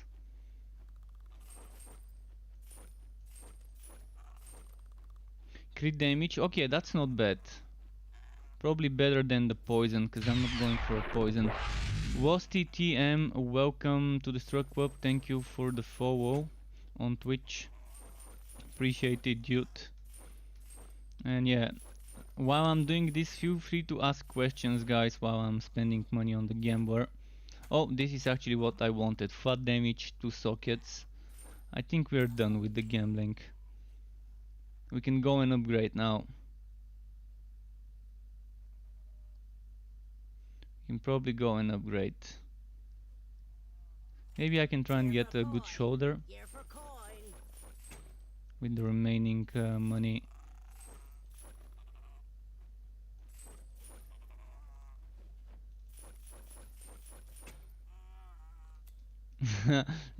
Hixie, Hixie is agitating. Yeah, if you wanna transcend your existence, I'm sure. the Struck Web is the place to commit to. Alright, let's do some upgrading. So I'm gonna go for one hand offhand instead of the two-hander. And it's gonna be much better DPS because, well, sockets and right rows. But I'm gonna be using my relic less often. I'm using my relic less often as a result.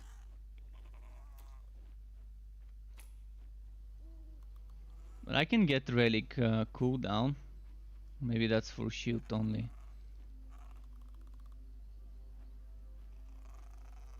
No, that's for weapons only, the relic cooldown. What do I get now?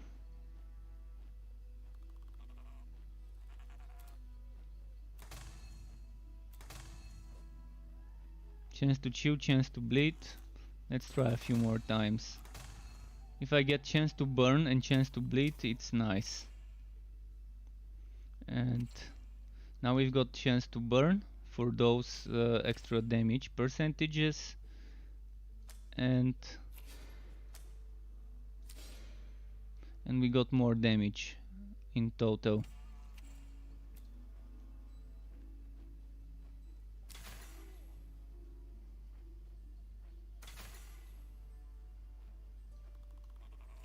Okay, I think we're done there.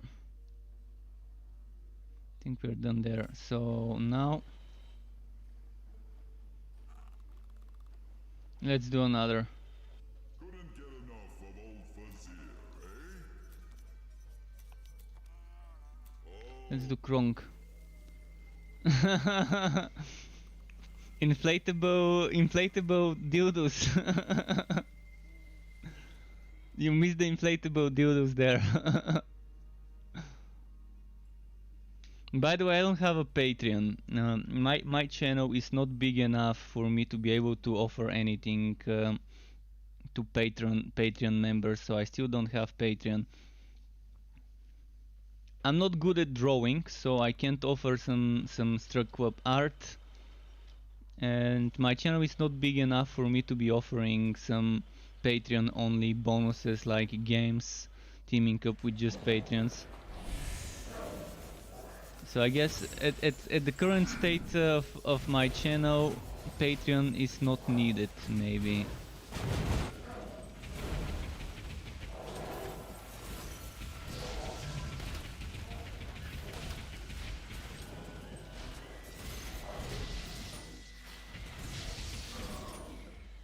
Alright, Cronky Boy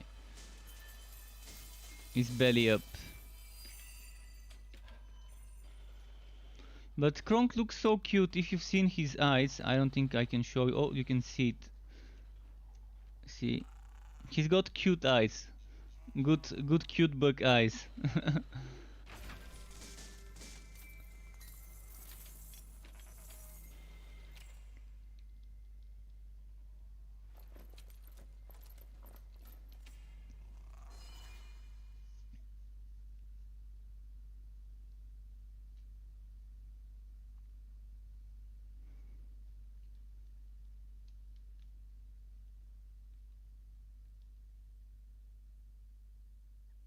Let's see, come on.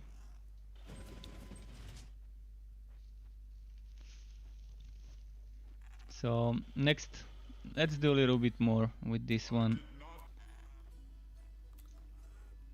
That makes me strangely hungry. What's that? Let's do this. Some Netherim.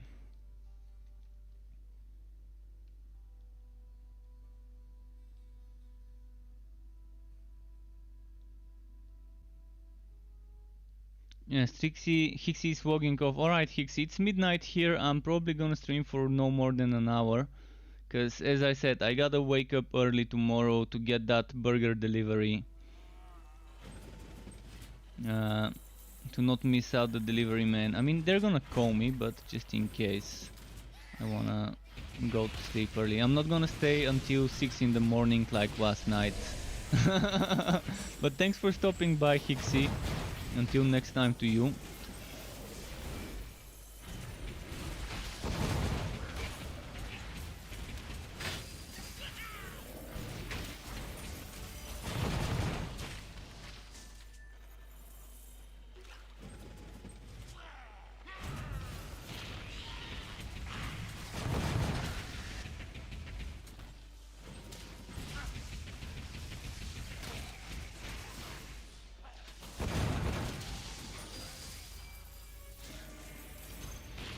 I'm noticing damage increase with changing those items.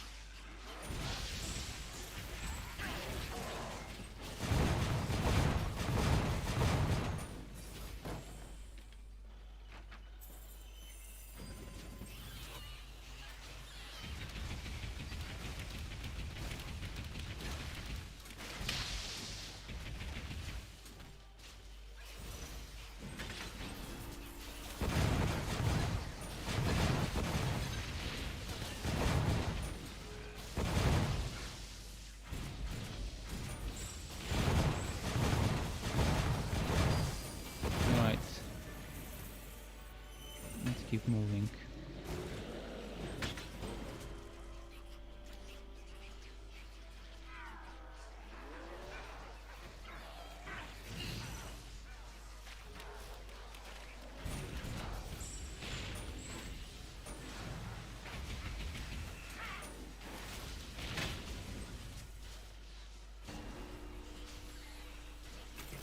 Look at how many. You are dying.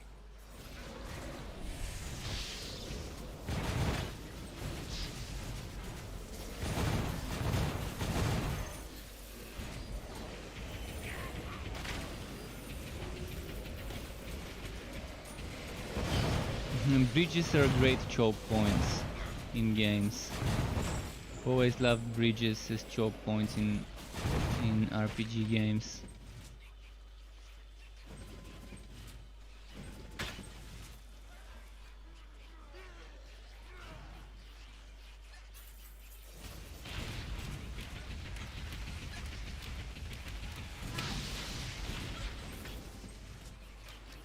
Ah, stuck.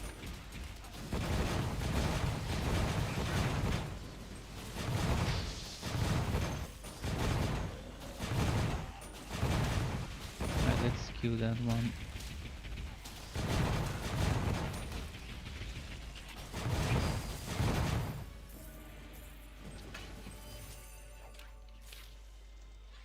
Alright. How's my cooldown? 20 seconds, so it's gonna be just the right amount of cooldown left for the boss fight.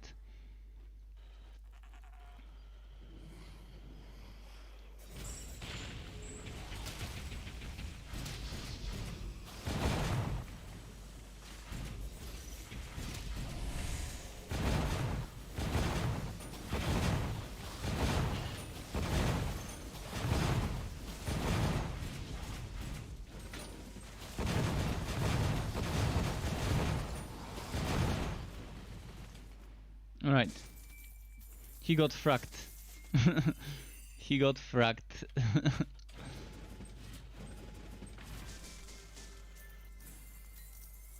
Fracking struck.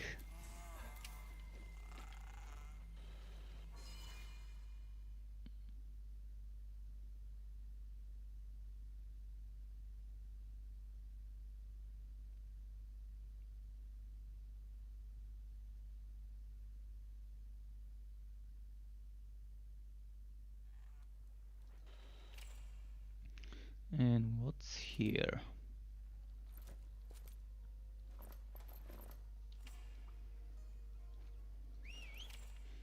Is there anything I would like to change?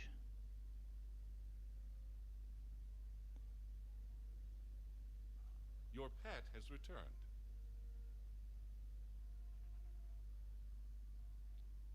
Could go for this. To get this down to 3 seconds.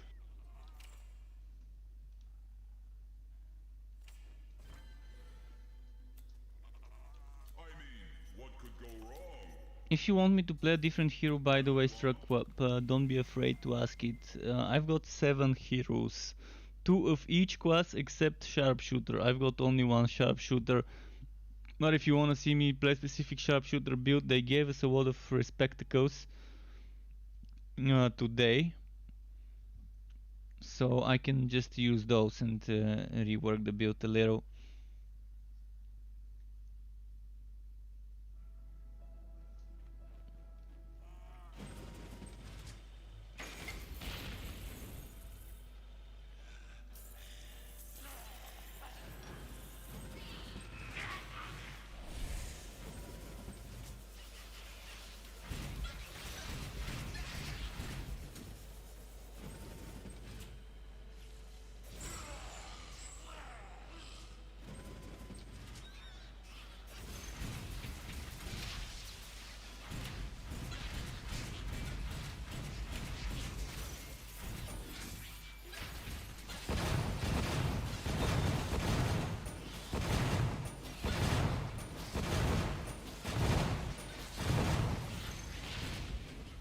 Okay.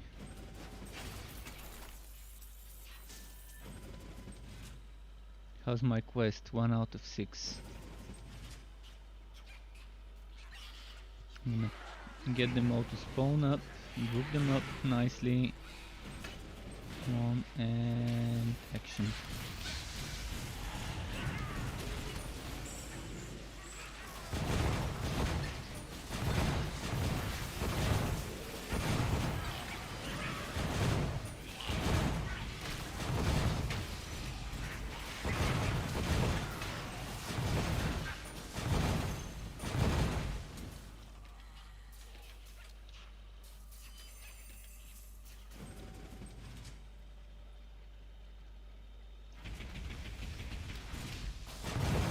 Come on.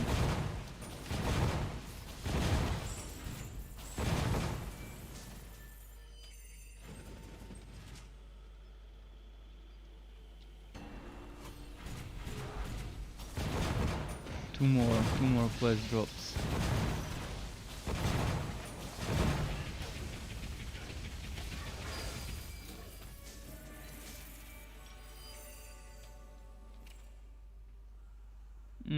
Okay. Oh, there's one here. There we go. Let's go for the boss now. I'm gonna rush it.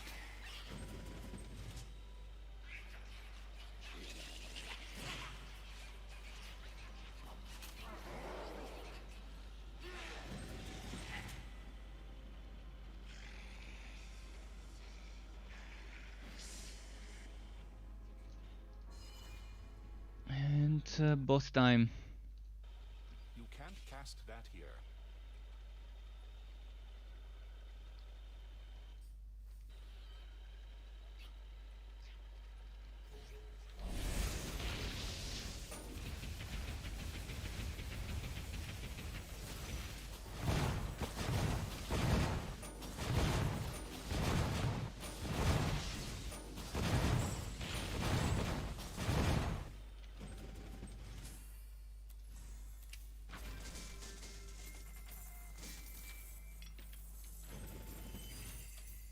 Your pack is full.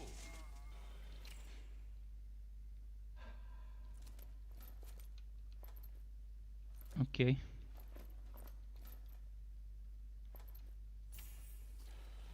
Let's keep pushing. I'm gonna do a few more maps on this one, then maybe switch to the one I've not played today, which is the Summoner Mage. I've not played it today. If you've got any questions about the future, the upcoming Relic update, I've spent some time playing, leveling heroes on it. I've only played with the Electrode, the Cold Heart, and with the Bane on the new update. So I am still to play with the Blood Drinker and Flaming Destroyer. But if you've got some question about those, do ask them.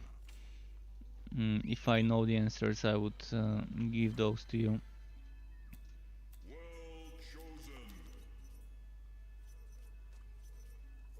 Your pet is I'm gonna back. go for this one. Let's kill some Vultura. We haven't in a while.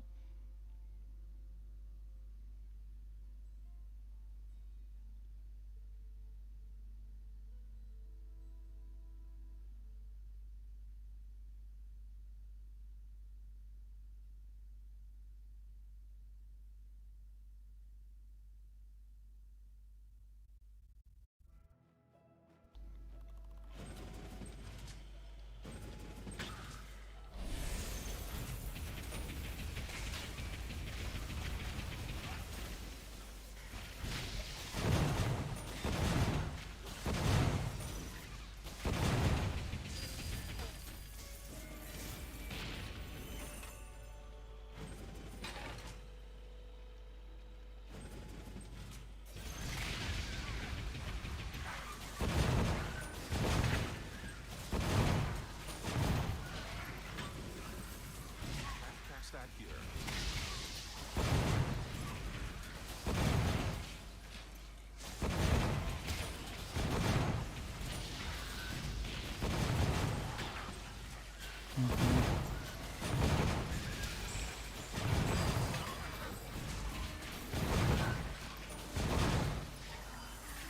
Oh, so much siege breaker. Is that siege breaker for the whole map? No, just for the boss. Okay.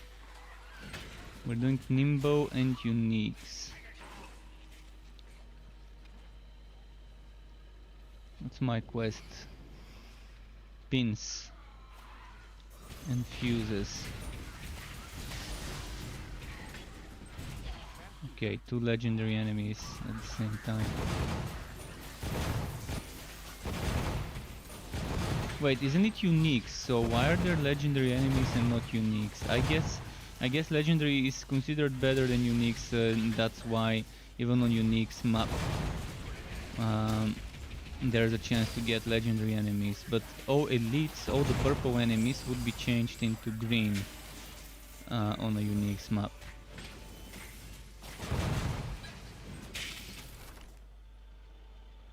So instead of a purple pack, there would be greens like this one, wherever there were supposed to be purple packs.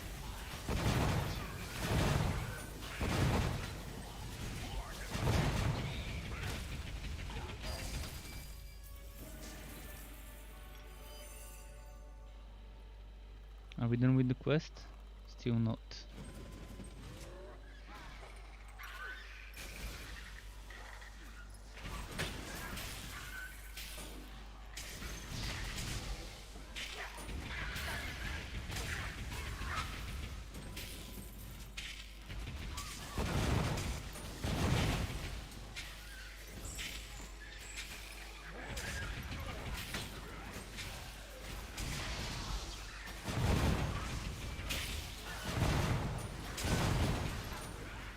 Wow, so many.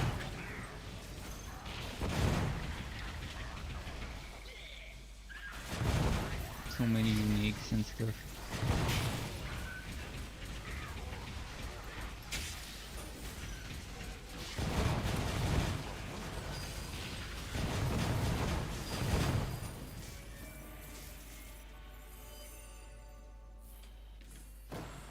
And right on time, then with the quest I can just push through.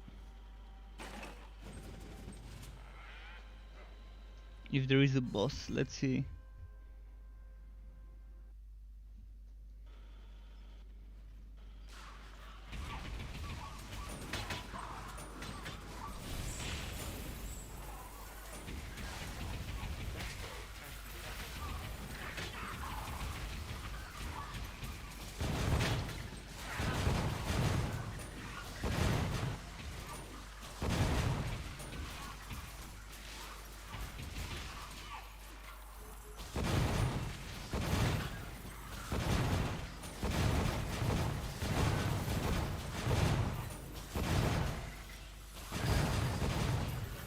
Okay. You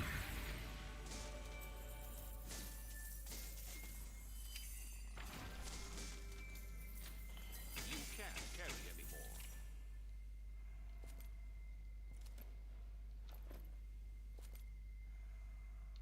anymore. Faster cooldown for relic active. A new one.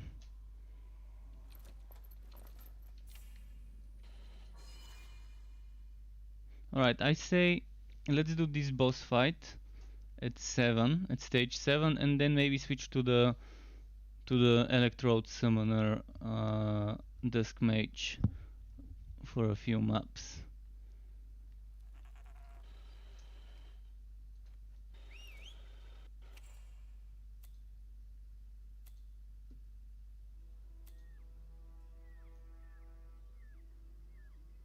Your pet has arrived.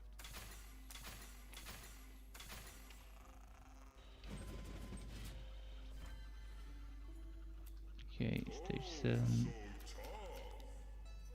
Who do we do? Whitewood, Psora, or Shriek Peak? Let's do Psora. She's got meat shield, a ton of enemies constantly spawning. Our build can deal with those because of the AoEs.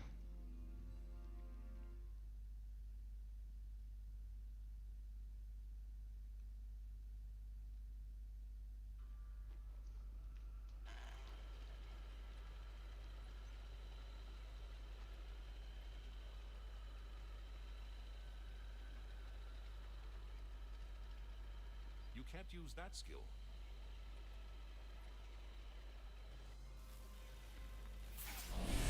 Right.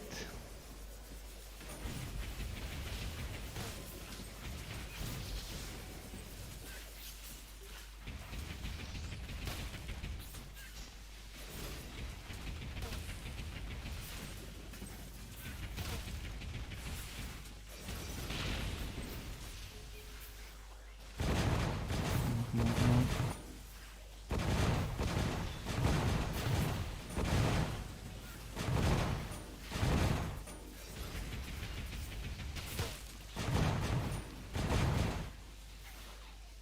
Okay, I think that's a good point.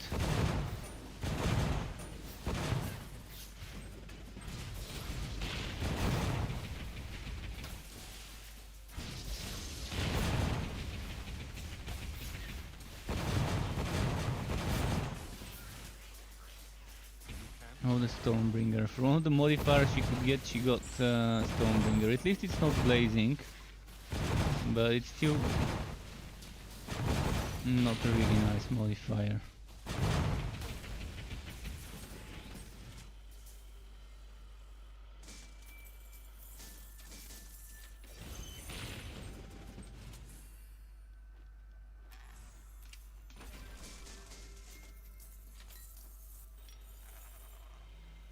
Okay, we got this.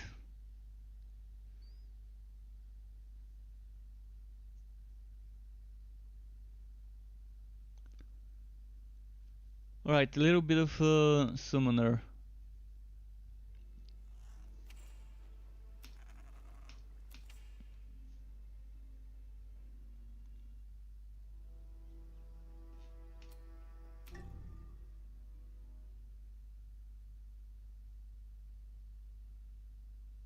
Hmm? What? Nani? What the fuck?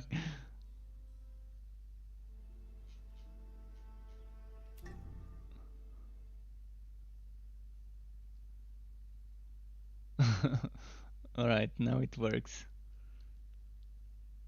Not sure what happened there.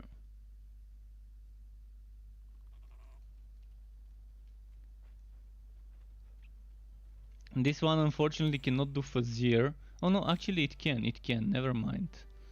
It should be able to do Fazir. Pretty sure he's done the story.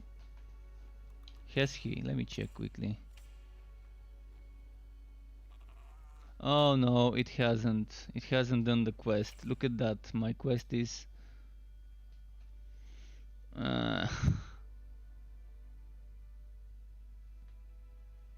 It hasn't done Act 3. It's done Act 1 and 2, but not Act 3, so I have to do map works on this one, unfortunately.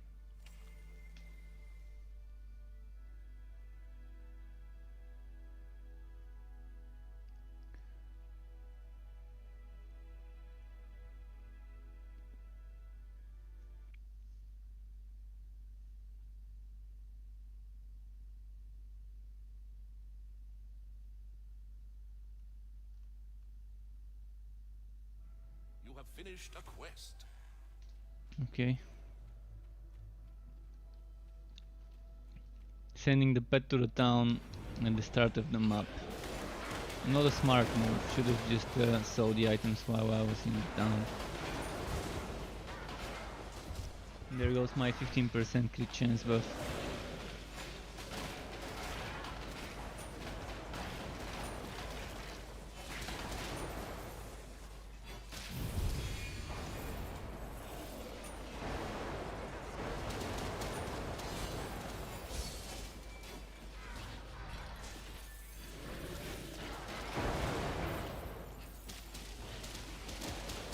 That was an invisible entropy projectile for a moment there.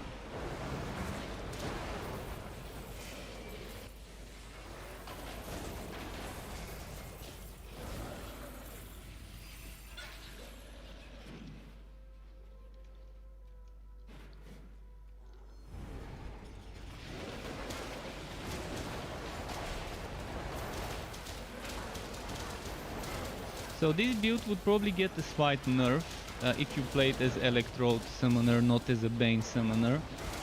But if you play it as a Bane Summoner, believe me, it's getting very strong. Everything summon related is getting super strong with the Bane. But the Electrode Summoner, if you want to retain the build as it is, would get a very slight nerf, but in a way it's also getting a buff because you're gonna have more things to do. More things to juggle, and it's not gonna be that bad. It's not gonna be that bad, but mages in general really need more skill points than sharpshooters for summon builds. Because with the mages you have to get things like Holy Charge duration, then you have to get Unholy Charge duration, then there's Dark Skill damage, maybe White Skills damage. Pet has returned. Then if you want to maybe crit chance for white skills or crit chance for dark skills, you're gonna have to sacrifice stuff. I mean, the points in here would probably not be taken. Then cooldown for Dusk Mage skills, you might have to sacrifice this if you're going for more points in the relic, and you would need more points in the relic. What am I using now? I'm using the helmet, I'm not using the chest. So if I were to use the chest, I can save myself 2, 4, 6 points. 6 points, 7, 8 from this one. Although this one is really great to have it. As a 1 pointer, you can just maybe get 1 more point, so that's 7 points if I remove one here. 7 points, and then probably the one thing I would have to sacrifice would be the cooldown for Dusk Mage skills. And that's another 4 points, but I really don't want to sacrifice this. See, this is why we need more skill points. Some builds like the Sharpshooter Bane build are fine. Sharpshooter Bane build really doesn't need that many more skill points. I can make one with 60 and still feel like I'm not sacrificing too much. In order to get relic skills, but in this build there's not much I can sacrifice. I can squeeze 7, 8, maybe 9 points at best without feeling like I'm sacrificing stuff. That's why I think 20 skill points is the perfect amount of extra skill points to give us to make up for losing 50 relic levels. Make up for losing those 50 skill points that we no longer get while leveling up relics, because the relics are switching to a skill tree. And they can, I've said it multiple times, there's 2 ways how they can handle this. One way is every 3 levels to get 2 skill points instead of 1. So at level 2 you get 1 skill point. At level 3 you get 2. At level 4 and 5 you get 1 skill point. At level 6 you get 2, and so on. At level 6, 9, 12 and so on, every 3 levels 2 skill points. That's one way. The other way is all the way to level 39 you get 1 skill point per level, and level 40 as well 1 skill point per level. Then level 41 all the way to level 60, we get 2 skill points for the last 20 levels. That's another way to do it, and I think 20 skill points is the perfect amount of extra skill points to spend on relics, along with using chest piece and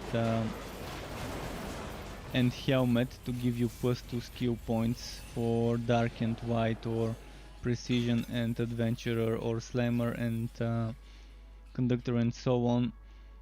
Along with those skill points and reworking slightly your skills to sacrifice certain things, every build should be fine. But right now some builds really can't sacrifice much, and those sacrifices would hurt the builds a lot. If I were to remove entropy, for example, on this build, it's turning into a slightly different setup if I remove entropy. If I remove the summon, again, it's a completely different build. If I remove the summon, then entropy is gonna be my main source of proccing, along with dark spears. Entropy electrode non-summoner build would actually be pretty fine, but it's not gonna be as strong as an entropy summoner build, where you've got the summons proccing electrode and you've got the entropy proccing electrode.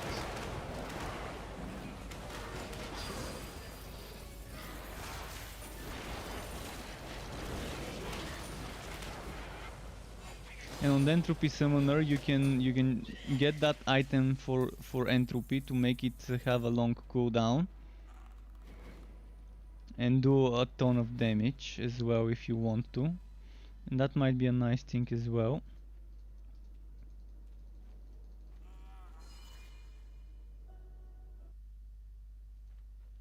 That spell cannot be cast. I'm pretty sure after they release that update, the majority of the people would be give me skill points, because people were give me more skills, give me more passives. I want more skill slots on my skill bar, and now everyone would be giving me more skill points. Believe me, probably more than 50% of the people who post on Discord and on notes would most likely be give me more skill points. That was the main thing I was concerned about when they told us what they're planning to do with the relics a couple of months ago. My biggest concern was, one, is it gonna be permanent? And yeah, it is gonna be permanent choice. Two, are we gonna be able to respect those? And yeah, we will be able to respect the skill points we do. And my other two concerns were, are we gonna get more character slots? And are we gonna get more skill points? And those are still something that they haven't addressed. Hopefully they address at least one of those two. I mean, I can try and sacrifice a lot of stuff and deal with it and make builds with just 60 points, but maybe at least more character slots would be nice.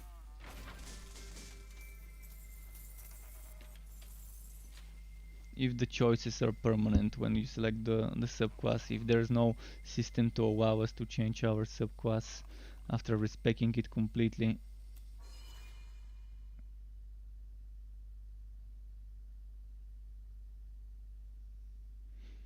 Third letter saying they should add hidden statue or shrine on each map to give one additional bonus skill point. That's gonna be nice, actually.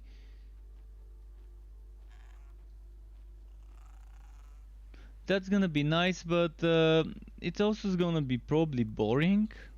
It's gonna be similar to devotions in Grimdown, where eventually people playing on outs would feel bored having to go through all of that running around just to get some skill points. Do you think they should find another purpose for Goat Sing and bring back the potion on cooldown? I 100% think this. I 100% think that the potion needs to be just on a cooldown. They should get rid of potion work, and they should get rid of potions as items that you find. And then once you unlock Act 2, you unlock the second potion by talking to the potion vendor. So I get to Act 3, I talk to the potion vendor in Act 3, which, where would it be? It's this NPC here. Then I reach Act 3, I talk to this NPC, and boom, I unlock this potion by talking to him. And then eventually you press your skills and you get the potion here as a separate slot, and you click on it and you select which potion you want to use.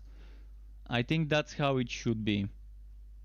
And then they can add interesting items that maybe are triggered when you use your potion skill. They can change it to a potion skill.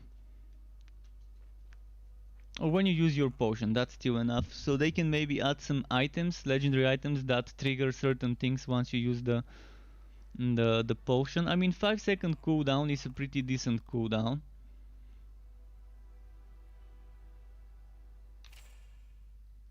It is definitely a nice cooldown.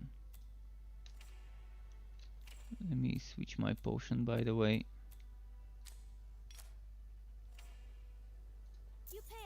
But yeah, I totally agree with you there about this. I've been talking about this a few days ago when I was streaming, how I would love for it to be like Chaos Bane, where the potion is not something that you get as drops, and it's just something that you have on a cooldown, and you just have different types of potions to choose from based on the content you're doing and your preferences. Alright, I'm gonna do another map. Again, I can't do endgame with this hero because it's not done with Act 3.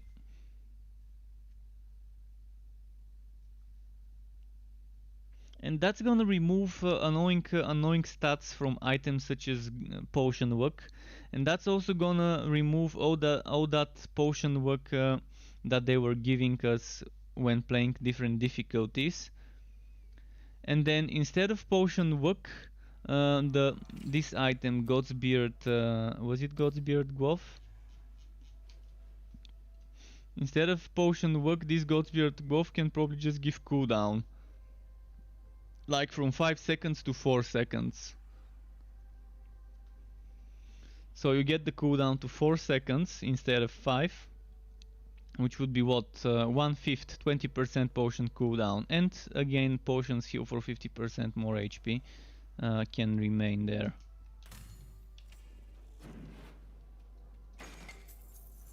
And it's not gonna be overpowered if this item gives you 1 extra second shaved from the cooldown. I mean, 1 second is not overpowered if you change it from 5 to 4. I mean, after all, you're sacrificing a legendarium slot to get that there, which could sacrifice something super important like a proc or a buff. So it's worth it, 1 second shaving off of the cooldown when potion work is no longer a thing. But again, I don't think they would ever consider this change. I think even if 200-300 people upvote something like this on Note, they might not consider it, because maybe their idea of the game is to have potions be a part of the whole dynamic of playing the game. Having to restock the potions, going back to the town. I'm not a big fan of it, but it looks like they want this to be a part of the game. I think it's a very outdated system, something that maybe fit games like Diablo 2. In Diablo 2 it really did fit, because you had different potions you can make, and you could craft yourself rejuvenating potions by combining mana and so on. But in Diablo 2 actually you didn't have cooldown, if I remember correctly, did you? Maybe my memory is foggy, but I don't remember having cooldown, and I could just spam rejuvenating potions on bosses if I had the big ones.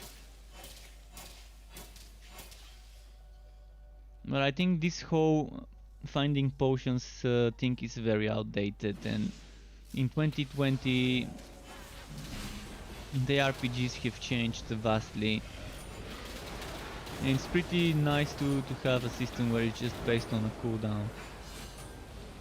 I'm not talking about Path of Exile style, where they bring us shit tons of potions to use in shit tons of slots, but just having a potion for each act that we can place on that one slot and have it be on a cooldown would be more than enough for me.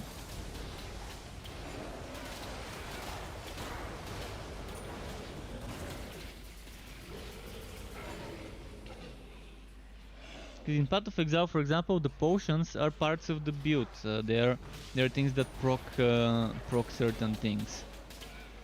And to many that could be a bit too much, having to juggle another few buttons and press them at the right time. So I still like the idea of just having one potion button, opposed to just multiple.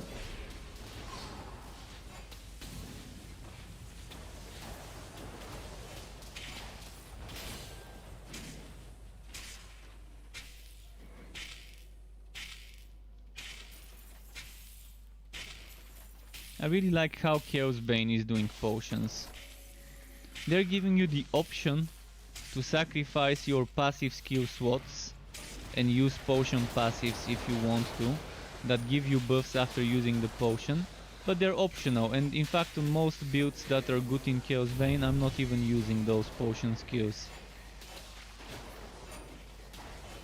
So I don't feel forced to use them, to sacrifice some of my passive skills just so I can slot a potion thing, but in some builds I've considered using them, especially for counter-attack builds, with the potion that gives me 50% counter-attack for, what was it, 4 seconds or 6 seconds? I have experimented. But in general the potion is one, it's on a cooldown, you can just buff it with passives. That's how Chaos Bane is doing it.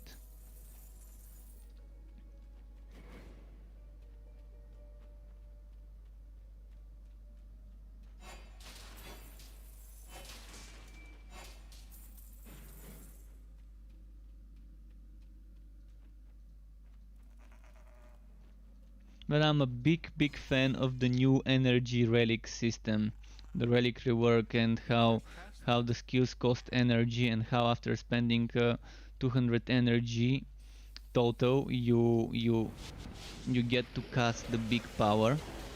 This would be super nice for bursting bosses. Keep spending energy and then save your big energy skill for when you really need that burst damage for a boss fight or elite or something like that that requires more DPS. Then you can stack it along with the buff / aura and just burst away. Is the wipe still coming? Yeah, the wipe is coming on the 11th of August. It was delayed by 1 week. It was delayed by 1 week, but it's still coming. See, this shouldn't be happening. Once the boss dies, you shouldn't be able to die from something that the boss cast before it died. Once the boss dies, this should immediately stop. Anything like Plague Bearer, Blazing, Stormbringer, Netherwell, all sorts of things like that should immediately stop. Even if they have to do their animation, they should stop doing damage if the boss is dead. It feels bad. It definitely feels bad dying from something that was cast before the boss died, after the boss died. If that makes sense the way I said it. Let's see if I've missed any messages other than Savitar's message regarding the wipe still coming. Yes, again, sorry for the late reply. I got carried away there, but yeah, the wipe is coming on the 11th of August, which is next Tuesday. Not Tuesday this upcoming week, because it's Monday already where I am. So not the 4th of August, but the 11th of August. That's when the relic update is coming, and that's when the wipe is coming. And there's one more wipe at the end of early access. Fancy a bed? At the end of early access, we don't know when that would be. It could be October, it could be November, it could be December. Whenever they think the game is ready, there will be another wipe before the game See you next time. goes out of early access. It could also be next year. I guess it just depends how many more things they want to fix, rebalance, and so on. Alright, Good luck out there. it's 42 past midnight, and I probably am gonna stop now. I need to get up a little bit earlier tomorrow to get some deliveries. So yeah, thanks everyone for watching today. Thanks for tuning in. I'm gonna be streaming again tomorrow. Not sure if it's gonna be Torchlight or something else, but there will be a stream tomorrow. So thanks again for tuning in. Keep it cool, struck up, and until next time, goodbye.